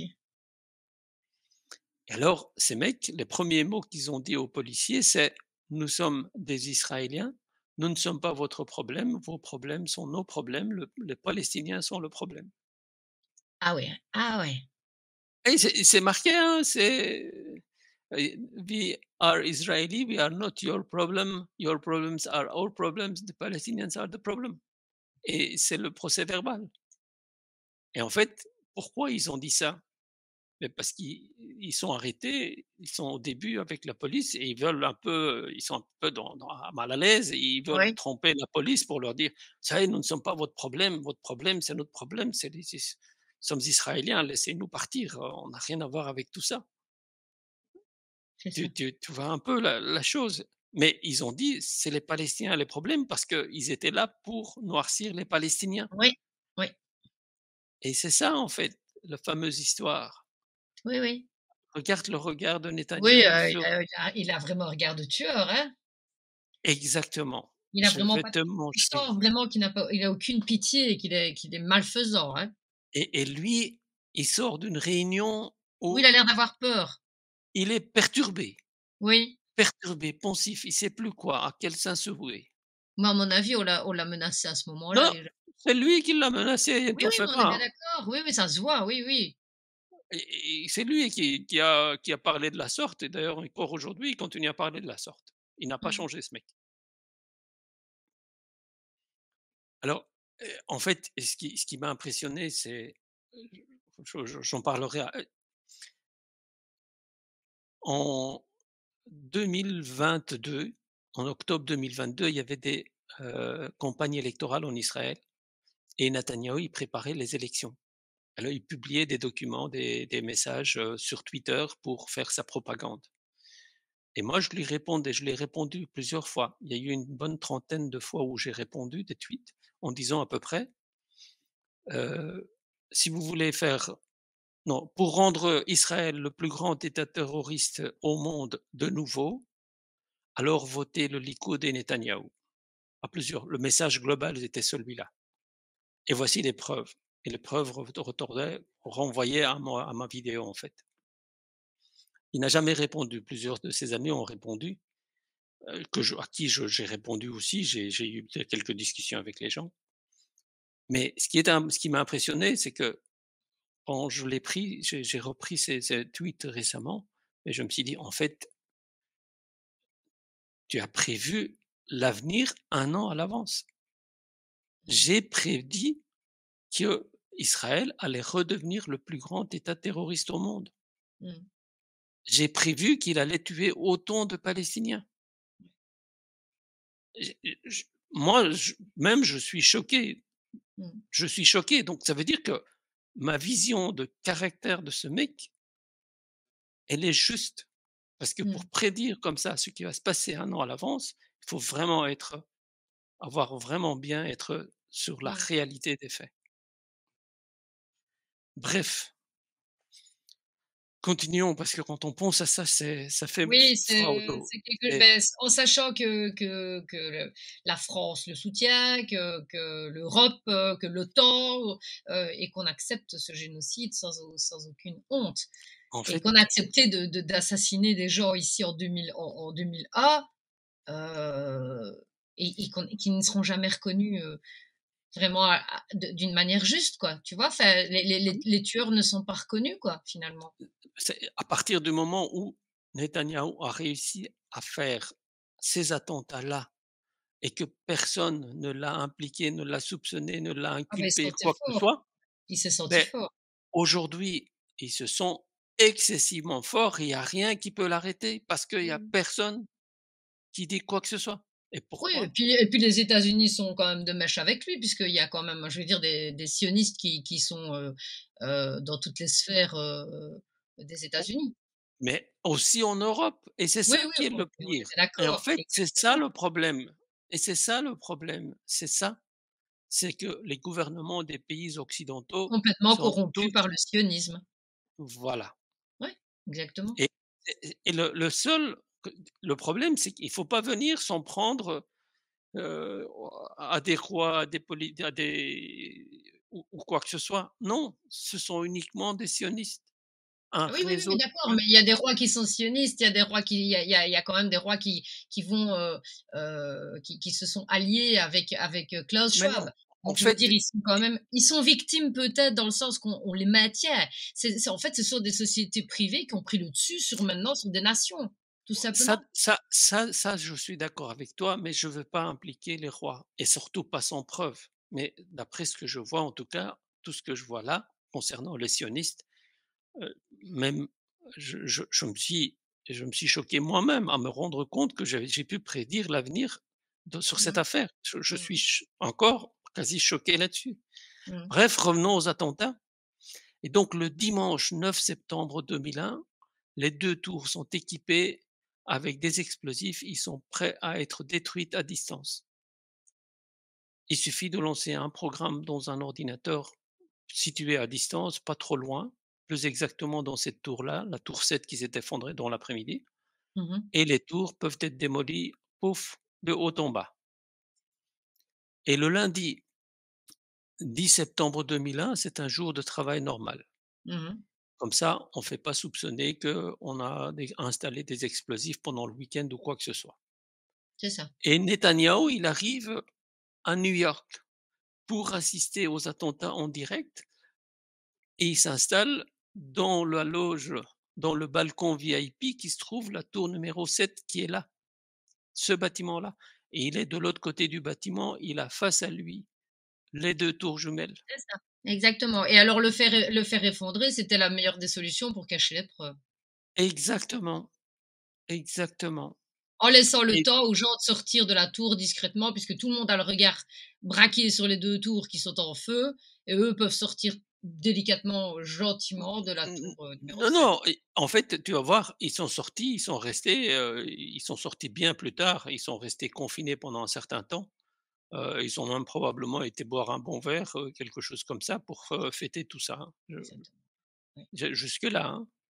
En tout cas, le mardi 11 septembre, les avions entrent en scène et là, on va voir comment ils ont réalisé. Donc à 7h59, le premier avion décolle. À 8h13-29, Peter Zalewski, le contrôleur aérien, il dit au premier avion: «À 11, tournez de 20° à droite». 2 secondes après, à 11 répond: 20° à droite. Il confirme l'ordre et 16 secondes après, la tour de contrôle rappelle, il dit: «Maintenant, montez à 35 000 pieds et maintenez cette altitude». Et les pilotes ne répondent plus. Donc en 16 secondes là, les C'est ça, pilotes sont entre ces 2, passés de oui, c'est ça. tout à fait normal à tout à fait silencieux, on ne les entendra plus jamais. Qu'est-ce qui s'est passé pendant ces 11 secondes? C'est ça, ça a Quelle été est la rapide quand probabilité? même. C'est fou! C'est 16 secondes, c'est fou, exactement, exactement. Et il a été entendu par la commission et il dit: «Oui, quand j'ai vu que les 2 ordres étaient très proches, effectivement, mais comme si de rien n'était». Et en fait, qu'est-ce qui s'est passé réellement? Même si on imagine que les pilotes, donc la coïncidence le plus improbable qui s'est passée, c'est-à-dire que quand les pilotes ont donné leur deuxième ordre à 8h13-31, juste à ce moment-là, les terroristes ont rentré dans le cockpit parce qu'ils couraient déjà avant, tu vois? Ouais, c'est ça, oui, c'est Et ça. juste au moment où ils terminent leur parole, les terroristes rentrent. Quand ils Oui, oui, rentrent, qu'est-ce qu'ils vont c'est faire? juste Ils pas vont possible, on entendrait du bruit beh, ou même après qu'ils aient fermé le communication, juste au moment, à la seconde près où ils ont fermé la communication, les terroristes rentrent. oui, c'est ça. Quoi? Ils vont couper la tête des pilotes, et puis devoir, éjecter du sang partout et puis devoir soulever les pilotes, les corps des pilotes de leur siège avec leur effort pour les mettre dehors et puis non, c'est pas ce qu'ils vont faire. Non, non, c'est Ils ça. vont dire aux pilotes: «Quittez votre siège, c'est nous qui prenons». Évidemment, le Oui, et pilote le temps qu'ils réagissent et qu'ils se détachent et cetera, tu as plus que 11 secondes. oui et puis le pilote, il va pas réagir directement en disant: Oui, «Bah, oui, écoutez». tétanisé, bah oui. Ils vont dé non, même pas tétanisés. Écoute, ils sont dans l'avion, ils peuvent tirer une balle, ils sont dans l'avion. S'ils tirent une balle, ils vont faire détruire la tour. Le pilote, ils vont dire: «Écoutez, c'est moi le responsable ici, je peux pas vous laisser, mais dites-nous ce que vous voulez, Oui, on fera ce que vous exactement. dites». Je vous amène là où vous voulez, dites-nous, oui, c'est ça, Exact négociation. exactement et donc cette communication, elle va durer plus de 16 secondes et Oui, donc il y a quelque chose d'anormal qui s'est passé tout à fait, et donc oui. cette courte période signifie que les pilotes Ils ont étaient été plus en gazés. vie, oui, Ils c'est étaient ça, oui. gazés. Exactement. Mais comment ils l'ont fait? Et en fait, le pilote, le contrôleur aérien, il justifie en disant que l'avion A11 venait comme ça et il y avait un avion, 1349, Delta Airlines 1349, je crois, 1149, quelque chose comme ça. C'est pas ce numéro-là, c'est un autre. Il venait de droite comme ça, il allait vers le sud et ces avions allaient crasher parce que celui-là, je l'avais Ah, fait parce qu'ils monter étaient à à la même 29. altitude, comme un fait exprès. Non, non, non, non, il y a c'est pire, il dit: «Je celui-là, je l'avais monté d'abord à 28 000 pieds, parce que l'autre était à 30 000 et puis après celui-là est devenu à 31 000, alors il l'a fait monter à 29 000 pieds, donc il a laissé 2 000 pieds d'écart». Alors il dit: «Comme, pour les je devais séparer ces 2 avions, je pouvais les laisser aller comme ça et le faire monter après le croisement, mais le pilote voulait monter plus vite, donc moi comme je suis un super, contrôleur aérien, j'ai eu cette idée dans ma tête où je me suis dit: je fais tourner celui-là vers la droite, comme ça le croisement se passe plus vite et je peux l'envoyer monter plus vite à C'est ça, 35 oui, 000 bien sûr. pieds». Waouh! Waouh, exactement. Le Horrible. problème, c'est que je suis allé Une chicane non, dans le non, non, ciel. il y a pire que ça, c'est que au moment où il a donné son ordre à 8h13-29, 12h13-29, décalage horaire, ça c'est l'altitude de l'avion officielle de l'avion à D'accord. différentes positions. L'avion était à 25 900 pieds. et il avait cette information sur son transpondeur, sur son écran, Peter Zalewski. Oui, Donc il savait très bien que l'avion n'était pas à 29 000 pieds et il savait très bien qu'il y avait pas besoin de faire tourner cet avion parce que le décalage le croisement n'allait pas se passer c'est ça. et donc il n'avait aucune raison de donner ces 2 ordres. Oui, donc Mais c'était oui, il a on lui a donné une version à dire. il a donné ces 2 ordres exprès. Pourquoi donner 2 ordres?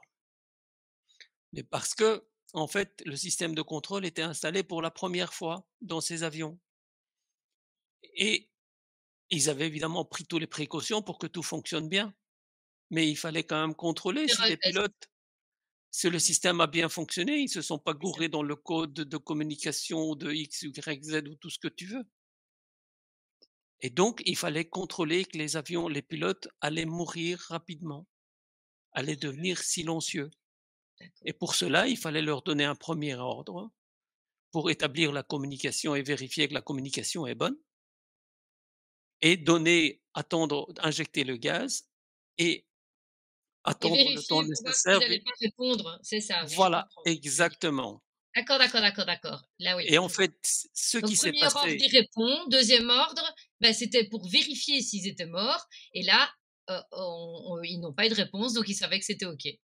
exactement, D'accord. exactement et comment ils ont fait? En fait, l'équipe qui se trouvait dans la tour VTC-7, ils avaient tout préparé à l'avance, ils avaient déjà VTC, créé la ouais, communication avec les systèmes de contrôle de missiles.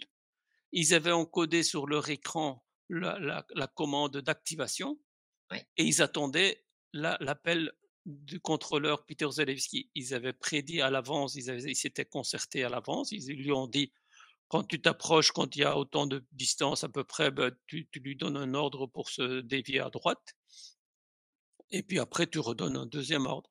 Donc l'équipe qui attendait, dès qu'ils ont entendu que les pilotes ont commencé à parler, à répondre, ils ont juste appuyé sur le bouton enter de leur ordinateur portable et le système de missile a été activé à l'instant à 8h13:31, là. ouais, ouais, Donc oui, à partir de là, le système a commencé à injecter un gaz dans le système de ventilation oui. et ce gaz a tué les pilotes tout à fait, sans qu'ils se rendent compte de rien et dans les minutes qui ont suivi, ils ont tué tous les passagers et en fait, dans les 4 avions, il y a aucun des pilotes n'a introduit le code de tran C'est de ça, de danger. détournement Oui. de détournement qui est, je ne me rappelle plus, ouais, je sais plus. Il y a un Oui, oui, code, mais en fait, c'est ils n'ont pas eu le temps d'introduire le code puisqu'ils étaient mais gazés.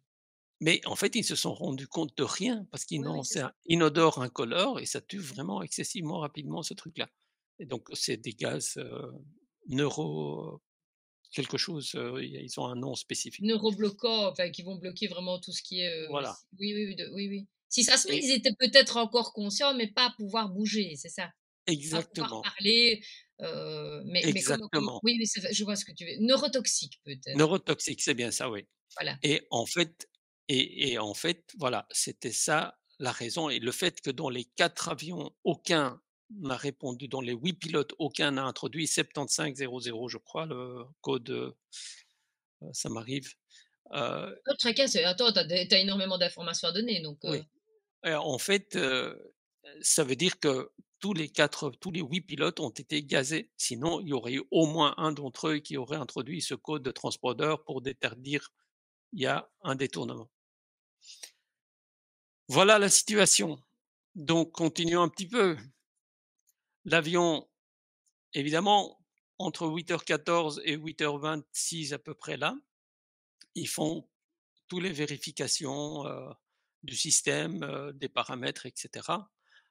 Ils instaurent tout, tout réagit bien, l'avion est prêt à être détourné. Le problème, c'est que dans ces systèmes de guidage, il y a des paramètres qui tiennent compte, du poids de l'avion, de la taille des ailerons, des capacités de vol et cetera pour que le système soit stable, tu vois? mmh Et pour pouvoir faire il fallait faire un réglage final pour ces c'est ça, réglages-là d'accord. C'est ça le chemin qui continuait tout droit d'abord et puis et alors après s qui a fait un angle droit, enfin plus qu'un angle voilà, droit. plus que Oui, droit. Cet angle-là a été donné pour vérifier les rotations, c'est en ça. fait, en fonction des oscillations qui se trouvent là. Tu vois? Les oscillations, ça c'est la route officielle. Oui, En fonction de la taille de ces oscillations, on peut déterminer, calculer les bons la paramètres et trajectoire, à oui, c'est ça. partir de là, la trajectoire devient beaucoup plus stable. Oui, Donc ils ont fait les derniers réglages là, oui, ils ont suivi l'avion jusqu'à proche de sa cible, ils volaient c'est à ça. la bonne altitude, bonne direction, bonne descente, tout était parfait. Ils l'ont laissé aller à sa cible en vol autonome. Ils ont commencé le contrôle du deuxième avion.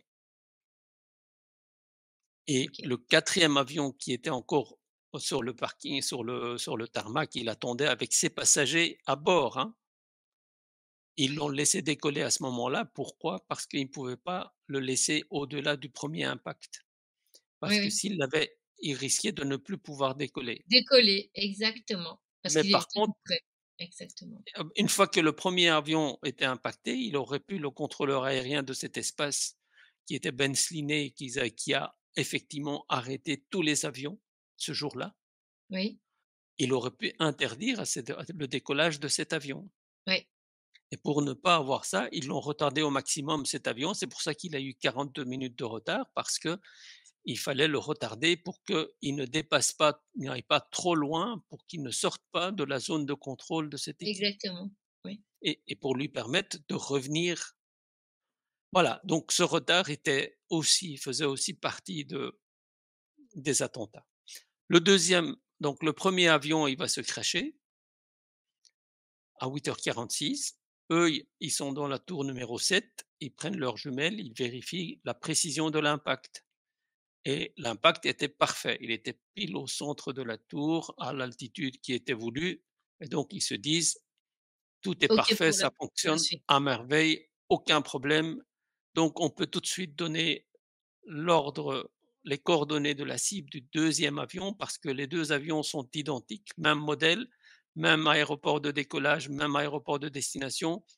Le poids, le nombre de passagers est un peu différent, mais c'est parce que le deuxième avion a fait plus de trajets que le précédent, donc ils ont à peu près le même poids et donc les mêmes paramètres de guidage, de stabilité qu'ils avaient contrôlés, qu'ils avaient réglés pour le premier avion, ils le donnent au deuxième avion et ils le laissent aller, ils le laissent tourner vers sa cible.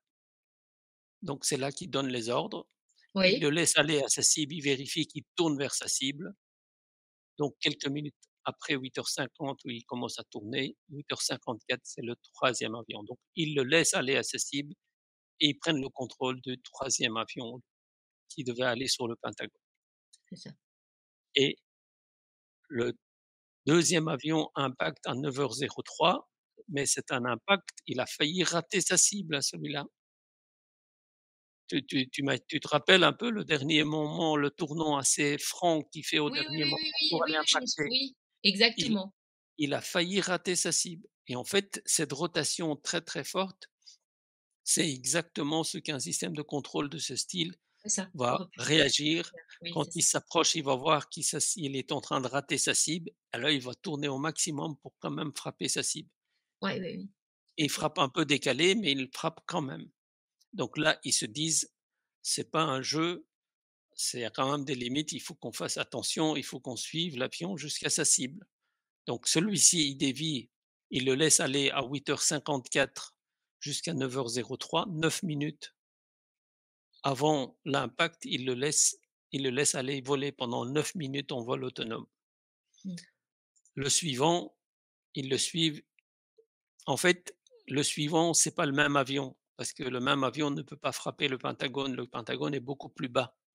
Oui, donc Les il fallait tours un avion plus petit, plus précis en plus altitude. précis. D'accord. Et donc, il fallait des capteurs spécifiques et ces capteurs ne pouvaient pas être installés sur la surface extérieure de l'avion parce qu'il aurait été détecté sur les 2 tours, sur l'avion, pardon, sur l'avion du Pentagone. Et donc, cet avion-là, ils l'ont crashé au sol à un endroit où ils ont prévu le crash.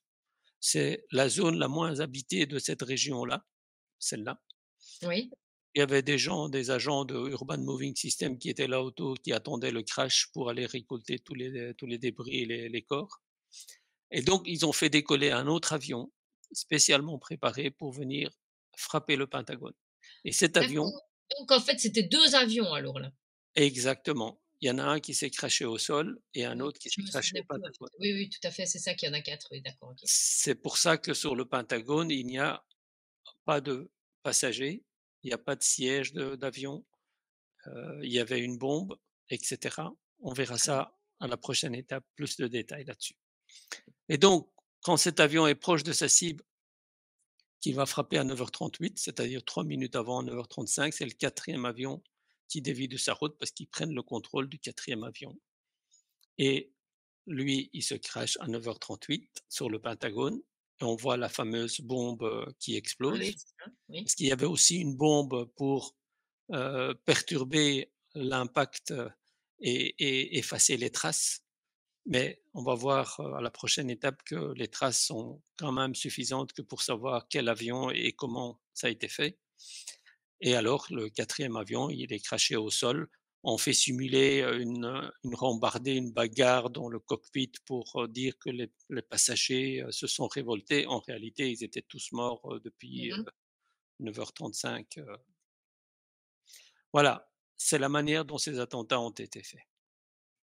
Waouh!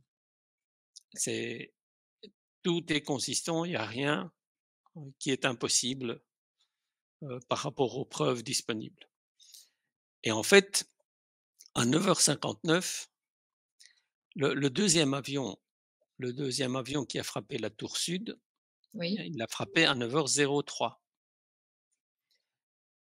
De 9h03 jusqu'à en fonction de l'étage d'impact. Donc quand ils ont pris leurs jumelles pour regarder l'impact, en fonction de l'étage d'impact, et comme ils connaissaient tous les codes des explosifs qui étaient installés dans les tours, ils ont calculé le retard nécessaire pour chaque explosif.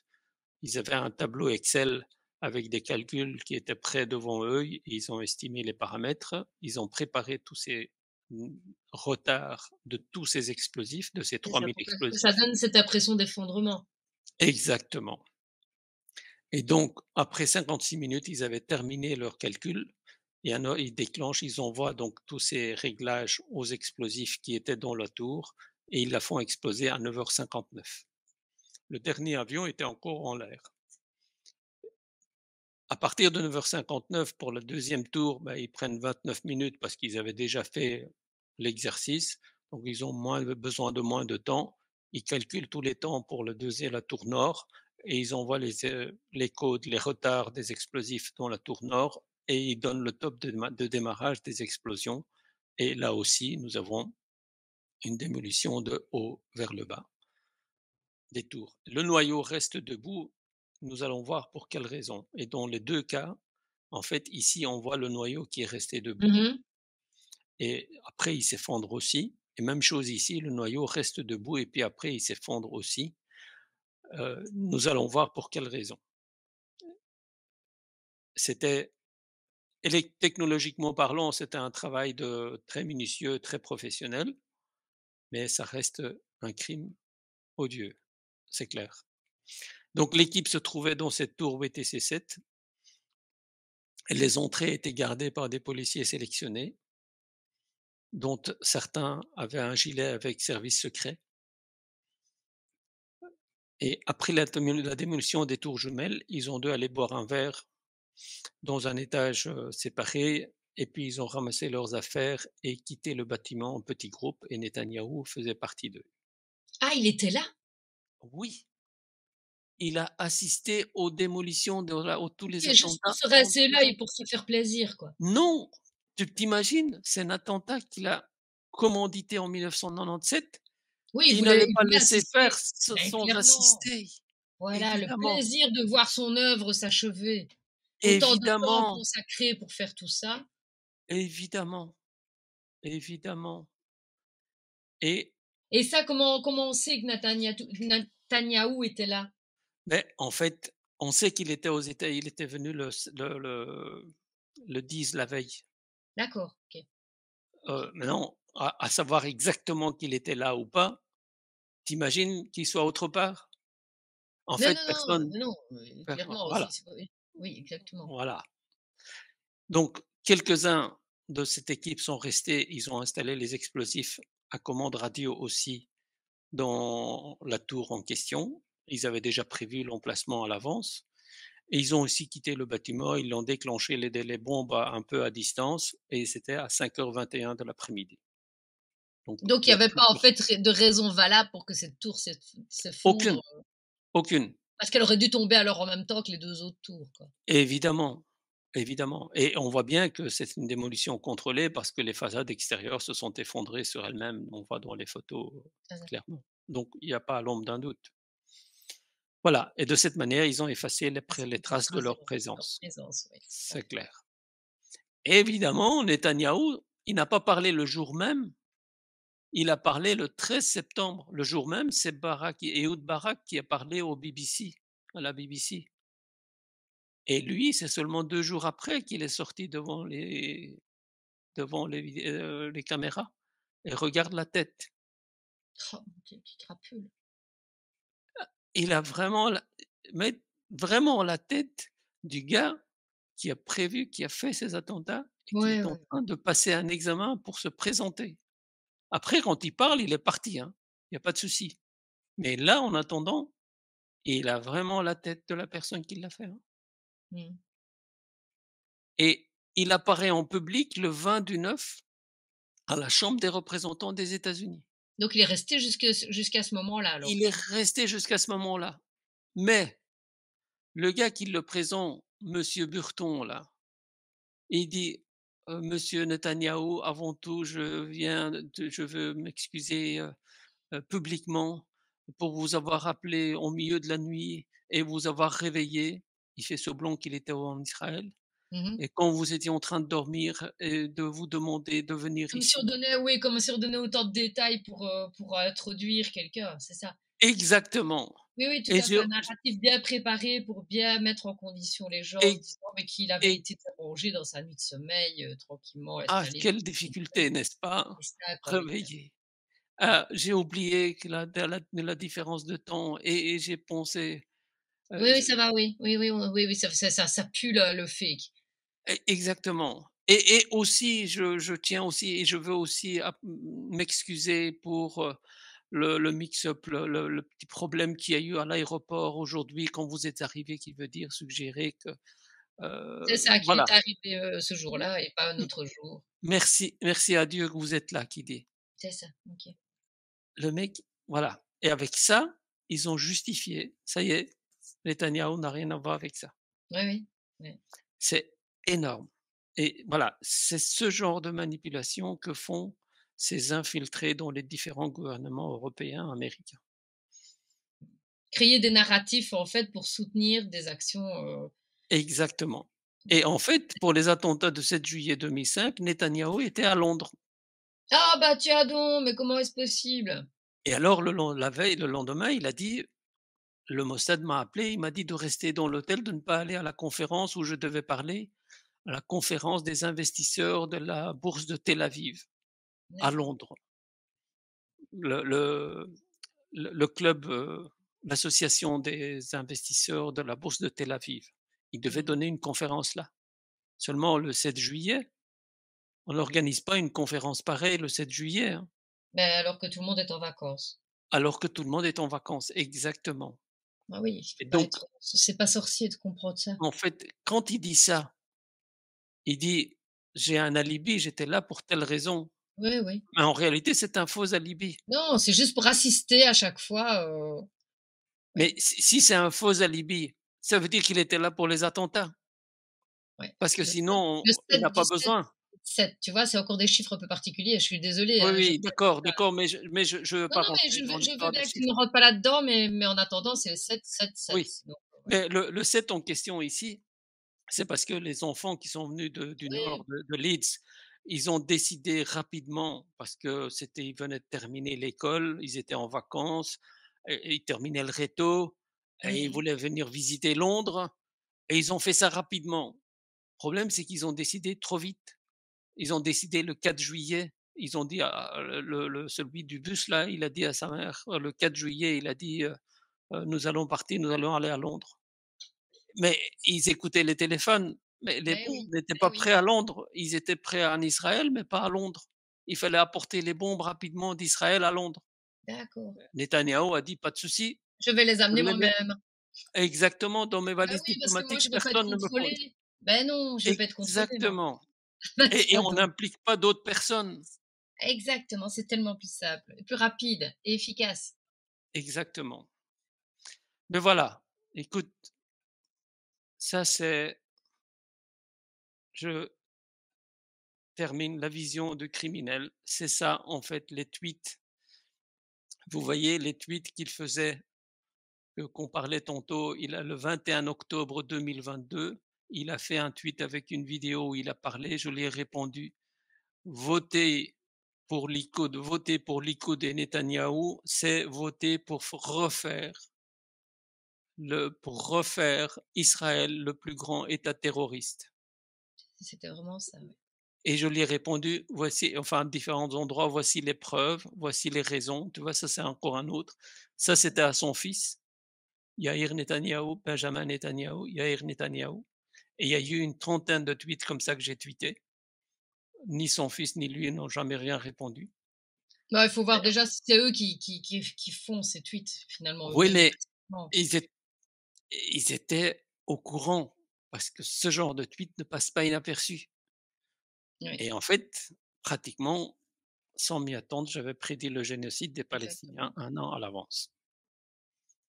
Voilà, c'est c'est énorme, franchement, et ça continue encore aujourd'hui parce que personne ne bouge. Le gars, il peut mentir Je suis autant qu'il veut. horrifiée de ça donc voilà, tu sais bien qu'en fait Reporters Citoyen a déjà fait quelques émissions là-dessus, on est, Mais on a en fait, reçu Adnan Azam, ici en émission donc ouais, je veux dire on est vraiment enfin voilà, mais Claude ce qui Jordier. ce qui m'a semblé, pour moi en tout cas, 2 3 semaines après, le 7 octobre, plutôt 2 semaines je pense, quelque chose comme ça, j'avais dit: «On n'a pas beaucoup d'informations», et j'avais posté ça sur Facebook parce que j'avais plus mon Twitter a été arrêté, 13 jours après que Elon Musk ait acheté Twitter. Mmh Mon mh. compte Twitter a été bloqué, c'était peu de Mmh. temps après, ces tweets-là, donc je n'ai plus de compte Twitter, et en réalité, ils ont présenté l'achat de Elon Musk comme étant la liberté d'expression. Ouais, En je sais. réalité, c'était le muselage de tous les critiques d'Israël contre Israël. Oui. C'était ça. Bah, si on re enfin là, l'image de X doublé, on sait ce que ça veut dire, donc on sait d'où ça vient aussi, hein. On a déjà vu, l'équerre et le compas qui est repris dessus, donc oui, exactement. Ouais, OK, et voilà. En fait, je me suis dit: «Qu'est-ce qui s'est passé?» Parce qu'il fallait comprendre ce qui s'est passé le 7 octobre. Allez, Mmh. le Hamas, allez, des Palestiniens, aller de l'autre côté pour prendre des otages et les utiliser comme monnaie d'échange ou de pression contre Israël qui ne veut rien écouter, c'est plausible. Parce qu'il y a plusieurs années d'ici, ils ont pris un otage, ils l'ont gardé 5 ans. Quand ils l'ont relâché contre un millier de prisonniers C'est palestiniens. ça. Et donc ils se sont dit: «Le seul moyen qui nous reste, c'est de faire un coup pareil». Mmh mh. Donc on rentre, on prend des centaines d'otages et on revient avec. Et Mmh. donc ils sont allés, ils sont revenus. Mais quand vous allez là-bas, chaque civil que vous allez tuer, c'est un otage au moins. C'est ça. Déjà qu'il est difficile d'avoir 200 otages, 230, je ne sais plus Oui, le donc nombre. c'est encore de nouveau, enfin voilà, Alors c'est pas logique, c'est aucune aucune raison de tuer des gens, exactement, exactement. et donc pratiquement, eux, ils sont allés, ils sont revenus. Et alors, Netanyahou a envoyé ses soldats pour aller Oui, tirer sur la population, sur ouais, les ouais, femmes. bah oui. Et ils ont tué des centaines d'Israéliens, et ils ont mis toute la faute entièrement, ils ont Beh gonflé le oui, tour. mais comme ça, voilà, comme ça on a des bonnes raisons d'aller, terminer le travail et de libérer pour une date ultime et pour pouvoir faire des travaux très très intenses et récupérer de la mer et un bout de mer et créer la Nouvelle Jérusalem donc voilà. Voilà, Oui, et ils ont fait un film qu'ils ont montré à des journalistes et des politiciens une seule fois. Ils ont caché cette vidéo à tout le monde, alors que sur base de cette vidéo, ils il y ont a des condamné analyses qu'on plus de aurait pu faire. 40 000 personnes ont été Oui, donc condamnées. des civils et des Ils sont enfants. en train d'être tués exactement aujourd'hui encore. Exactement. Une et d'ailleurs on a une pensée particulièrement pour ces gens, vraiment. c'est énorme. Mmh. Voilà. Mais je vais en arrêter là. Eh bien, Heu, écoute, bah, voilà, mais c'était un travail, fastidieux et vraiment très, très chouette à redécouvrir, cette vision qui est complètement, heu comment, en qui a l'air beaucoup plus réaliste évidemment que ce qu'on a enfin, quand on met en lumière ça, c'est quand même fou. Enfin voilà, moi j'en reviens même pas, que exactement. c'était ce Exact. personnage est toujours là, il est toujours en train d'assassiner des gens ouvertement sous la casquette d'un gentil petit personnage, un pauvre petit, maltraité au départ là, Dans cette victime. photo dans cette photo, on voit un journaliste de presse qui avait été tué Oui, par des snipers israéliens et encore un tout petit bébé qui a été oui. tiré et qui était tué de la même manière et en Les Europe, images ils n'ont sont rien dit. abominables. Mais non, mais écoute, on voit passer sur VK des images d'enfants qui sont complètement déchiquetés au niveau du visage, qui ont des crânes enfin, Ouais. défoncés et on accepte ça. Moi, c'est ce que je trouve, enfin, c'est juste pas possible. Il faut boycotter L'Europe toutes ces marques qui viennent de là-bas, non, enfin non, qui l'Europe seront complices de ce génocide. on est bien d'accord, je suis complètement d'accord avec toi. Je Maintenant, suis je dis bien clairement, l'Europe, les gouvernements mmh. européens, mais la population n'a rien à Non, non, enlever. mais c'est comme Israël, hein, je veux dire, les Israéliens ne sont pas, eux, responsables, c'est les politiques Ah aussi, d'Israël. exactement, Il faut bien voir exactement, parce que je vois passer encore ils font des manifestations où ils sont réprimés s'ils veulent aller, pour la Palestine. Tu comprends? exactement. Donc on a En encore vu fait, des images ici, c'est ce matin ou hier où, la police tire, à balles réelles dans la foule et c'est un peu enfin voilà, ils font taire leur peuple qui n'est pas c d'accord avec leur politique, quoi. ce que les Américains doivent pourchasser pour le 11 septembre, c'est celui-là On est bien d'accord. et On est pas Ben Laden ou des musulmans ou des Palestiniens ou mmh des non. et Par contre, il a été encore reçu aux États-Unis il y a pas très longtemps, hein. oui, à la Chambre des représentants pour être applaudi pour tous ces Oui, mensonges. c'est ça, c'est une honte. C'est Une voilà, honte. c'est et en fait, c'est effectivement, quand vous dites corrompu, mais effectivement, il y a un réseau corrompu Oui, sioniste et effectivement, exactement. Oui. mais il ne faut pas accuser tous les gouvernements dans tous les sens ou tous les peuples ou dans tout le système. Ça, c'est jeter l'eau du bain, le bébé Sauf avec que oui, mais ça, je suis d'accord avec toi, sauf que même les lois sont maintenant un petit peu, biaisées quand tu vois des 49.3 tout à fait. qui passent à tout niveau et le problème, c'est qu'à la tête, vraiment tout en haut du système, ce sont des corrompus, donc ils donnent leurs ordres comme ils en ont envie et ceux qui osent, même des magistrats qui sont peut-être pas corrompus et qui osent aller un petit peu plus loin, ils se font, éliminer, ils se font, maltraiter, ils se font faire mettre de côté. Donc, ils n'ont pas le libre accès comme ils veulent. On leur met de la pression, on Oui, menace oui, leur oui, c'est famille. clair. Et Oui, donc, on n'est pas encore prêt d'avoir gagné, hein. On n'est pas encore prêt d'avoir gagné. Maintenant, ce qu'il faut faire, c'est effectivement donner une information pour que les peuples se rendent compte, pour que les peuples voient ce qui est en train de se passer, mettre en lumière cette corruption. Ça, c'est obligatoire. mais On a ce devoir civil de mettre en lumière cette corruption. oui, Ce que tu mais fais, hein, ce que tu as fait oui, ici. exactement, mais encore une fois, il faut rester sur le vrai. Il faut absolument bien, bien, bien vérifier, nos preuves et ne pas amener sur le domaine public des mensonges ou des choses farfelues, des choses, peu crédibles, un peu juste pas vérifiées suffisamment, pas prouvées et cetera. Donc On est bien d'accord, mais il y a des choses qui ont été prouvées et qui sont mises de côté malgré tout, hein. Bon, il voilà, faut ouvrir les yeux aussi par rapport à ça. Il y a des choses malheureusement qui sont même prouvées et que malgré tout, tu viens avec des preuves qui sont flagrantes et la justice ne les accepte pas. J'ai eu un cas même par rapport à des policiers, on a eu une affaire, dans la région, liégeoise où on amène les preuves devant la magistrature et la magistrature les refuse oui, ouvertement. Parce qu'on incrimine, peut-être la police ou peut-être, une partie de la justice et cetera. Donc c'est ça le problème, c'est que c'est le pot de fer contre le pot de terre. Et que même si tu apportes les preuves, si tu tombes sur un mauvais magistrat qui lui travaille pour la mafia, parce que moi j'aime mieux même dire que c'est une mafia que des sionistes, c'est vraiment clairement une mafia, eh bien, ils vont faire, même ils s'en fichent, ils feront que ça capote. Ah, oui, tu as raison, mais quand tu dis mafia, tu fais semblant à des choses, c'est une mafia dans le terme, mais moi je Mais c'est une préfère le mafia terme à partir du sioniste. moment. Mais attends, Mafia écoute, sioniste, tu peux rajouter oui, mafia mais sioniste pour être peut-être, clair. mais il y a, ouais, alors donc il faut quand même savoir que ce sont comment, des sociétés privées qui ont pris le pouvoir sur des nations entières. Donc ce sont des multinationales qui gagnent plus que certaines nations. Donc évidemment, ils ont à dire. Donc même sur les lois, ils ont à dire. C'est le système des lobbyistes et qui vont imposer leurs lois pas à coup d'enveloppe. Tu comprends? Oui, il y a une part de vérité, effectivement. Donc, il Maintenant, faut à un moment donné, même si ça fait mal à entendre, parce qu'on ça veut dire que, on ne peut plus croire totalement que le gouvernement veut notre bien. On ne peut plus le croire entièrement et donc nous, pour nous, ça effondre toutes nos valeurs et il faut se relever de tout ça.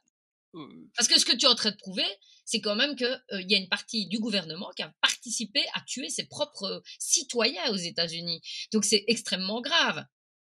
oui, attention, pour Bush, je ne peux pas dire qu'il était au courant parce qu'il est aussi possible que les sionistes là en question du PNAC dans lequel Dick Cheney, Donald Rumsfeld qui était toute son équipe, hein, Paul Wolfowitz, Lewis Bah, ils l'ont pris Libby, comme un John polichinelle, Bolton, peut-être.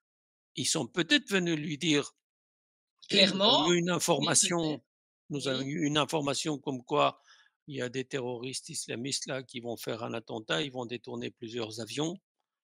Nous avons réfléchi que faire, nous avons décidé, nous proposons de ne rien faire, de les Oui, laisser mais c'est faire possible, pour je dis justifier». pas Et exactement, donc je ne dis pas le lui contraire, c'est une a marionnette. peut voilà, il Oui, était c'est peut-être au possible. courant de rien. Je Bah, n'en comme sais rien. Biden, hein, quand tu vois Biden qui ne sait pas aligner 2 mots, et 2 phrases, sans faire une bourde, tu te doutes bien qu'on l'a utilisé comme un pantin, hein, c'est pas lui qui Mais dirige. mais attention, aux États-Unis, les démocrates restent quand même un petit peu plus modérés que les républicains. Les républicains, ils sont Bon ça complètement c'est une question de point de vue, mais je veux dire, bon voilà, on ne rentrera peut-être pas dans cette politique politique-là. Moi je suis pas totalement d'accord, attends, mais on va pas, Trump polémiquer attends, là-dessus. Trump, il a écouté Netanyahou, à tout ce qu'il a demandé, il l'a reçu. Je Il ne te dis attends, je ne te dis pas que Trump c'est le sauveur, loin de là, hein. Je ne te dis pas ça, hein. Comme, et il fait je ne dis pas que Poutine est un sauveur non plus, hein. Moi, tu sais bien, ma philosophie, c'est aide-toi et le ciel t'aidera. Donc, je veux dire, moi, c'est plutôt ça. pour Donc, l'instant pour l'instant, Netanyahou, il fait tout son possible pour que Trump soit réélu ouais, et mais je ne, et mais je suis tout à fait. Mais mon ça frère me s'appelle dit qu'il a l'antéchrist, peut-être. On ne sait ouais, jamais. oui, mon frère me dit qu'il a fait tirer un sniper sur Trump Oui, pour lui oui. blesser à l'oreille et pour le rendre victime pour qu'il soit Oui, réélu. mais tout est possible et mais le tout et son contraire est totalement possible. À l'heure actuelle, en fait, Voilà. on est bombardé d'informations et de mauvaises informations et le problème, c'est que tu ne sais plus à quelle s'avouer et nous, on patauge dans la semoule parce qu'à un moment donné, ben, tu reçois le vrai, tu reçois le faux, tu reçois une autre version et on ne sait plus. On est en fait, moi, dans les jours sombres où tu ne sais plus ce qui est lumière et ce qui est ombre. Donc Ouais, voilà, et pour le moment, on doit se débattre avec ça. Maintenant, heureusement qu'il y a des gens qui essayent d'approfondir et qui font des recherches sur un point particulier. Et il faut vraiment se spécialiser pour un point particulier parce que ils nous envoient tellement d'informations. Il y a tellement de choses qui se passent à la fois. Excuse-moi, mais ça a tellement l'air d'un film de fiction. Moi, ouais, je dis, c'est gros comme des maisons, hein. Tu vois les Jeux Olympiques et tu vois comment ça fonctionne. Écoute, c'est juste du grand n'importe quoi et on fait avaler des couleuvres à n'importe qui, tu vois. Enfin, je veux dire, ouais. c'est fou. Et ça, c'est une manipulation médiatique, c'est une manipulation de masse qu'ils ont étudiée depuis des années. Ils ont travaillé avec Freud, ils ont travaillé avec la Ouais, ouais, ouais, publicité. Ah bon, on est bien d'accord, hein, c'est de l'ingénierie ouais, sociale. Donc ouais, voilà. exactement. Ben Voilà, écoute, voilà pour la première partie de l'émission qui était quand même un jour mémorable puisque c'était le jour anniversaire qu'on l'a publié. Hein, donc c'est enregistré, mais c'est aujourd'hui le 11 septembre que nous la visionnons.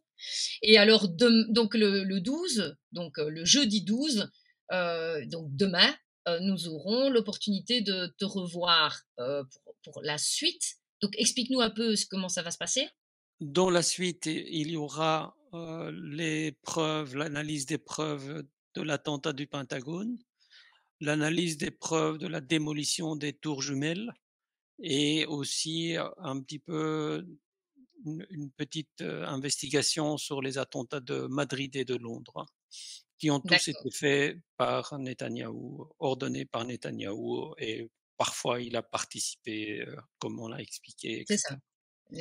Alors donc là, ça va se passer sous forme de live, donc ce sera sur les sentiers anonymes du 12, donc demain. Et alors on aura l'opportunité de te poser des questions. Si nos auditeurs veulent poser des questions, c'est le moment. Exactement. Toutes les questions sont bienvenues à condition qu'elles soient polies, Respectueuse, justifiées et vraiment. respectueuses. Voilà, On est bien d'accord. Et là, c'est pour ça que nous avons nos modos qui sont bien présents et que nous remercions pour tout le travail qu'ils font chaque fois. Eh bien, écoute, merci. Mehmet, un énorme merci pour cette information. C'était vraiment très enrichissant. Et bah, vivement la suite demain, alors. Parfait. En tout cas, moi, je te remercie pour le travail que tu fais et pour la parole que tu m'as donnée ici.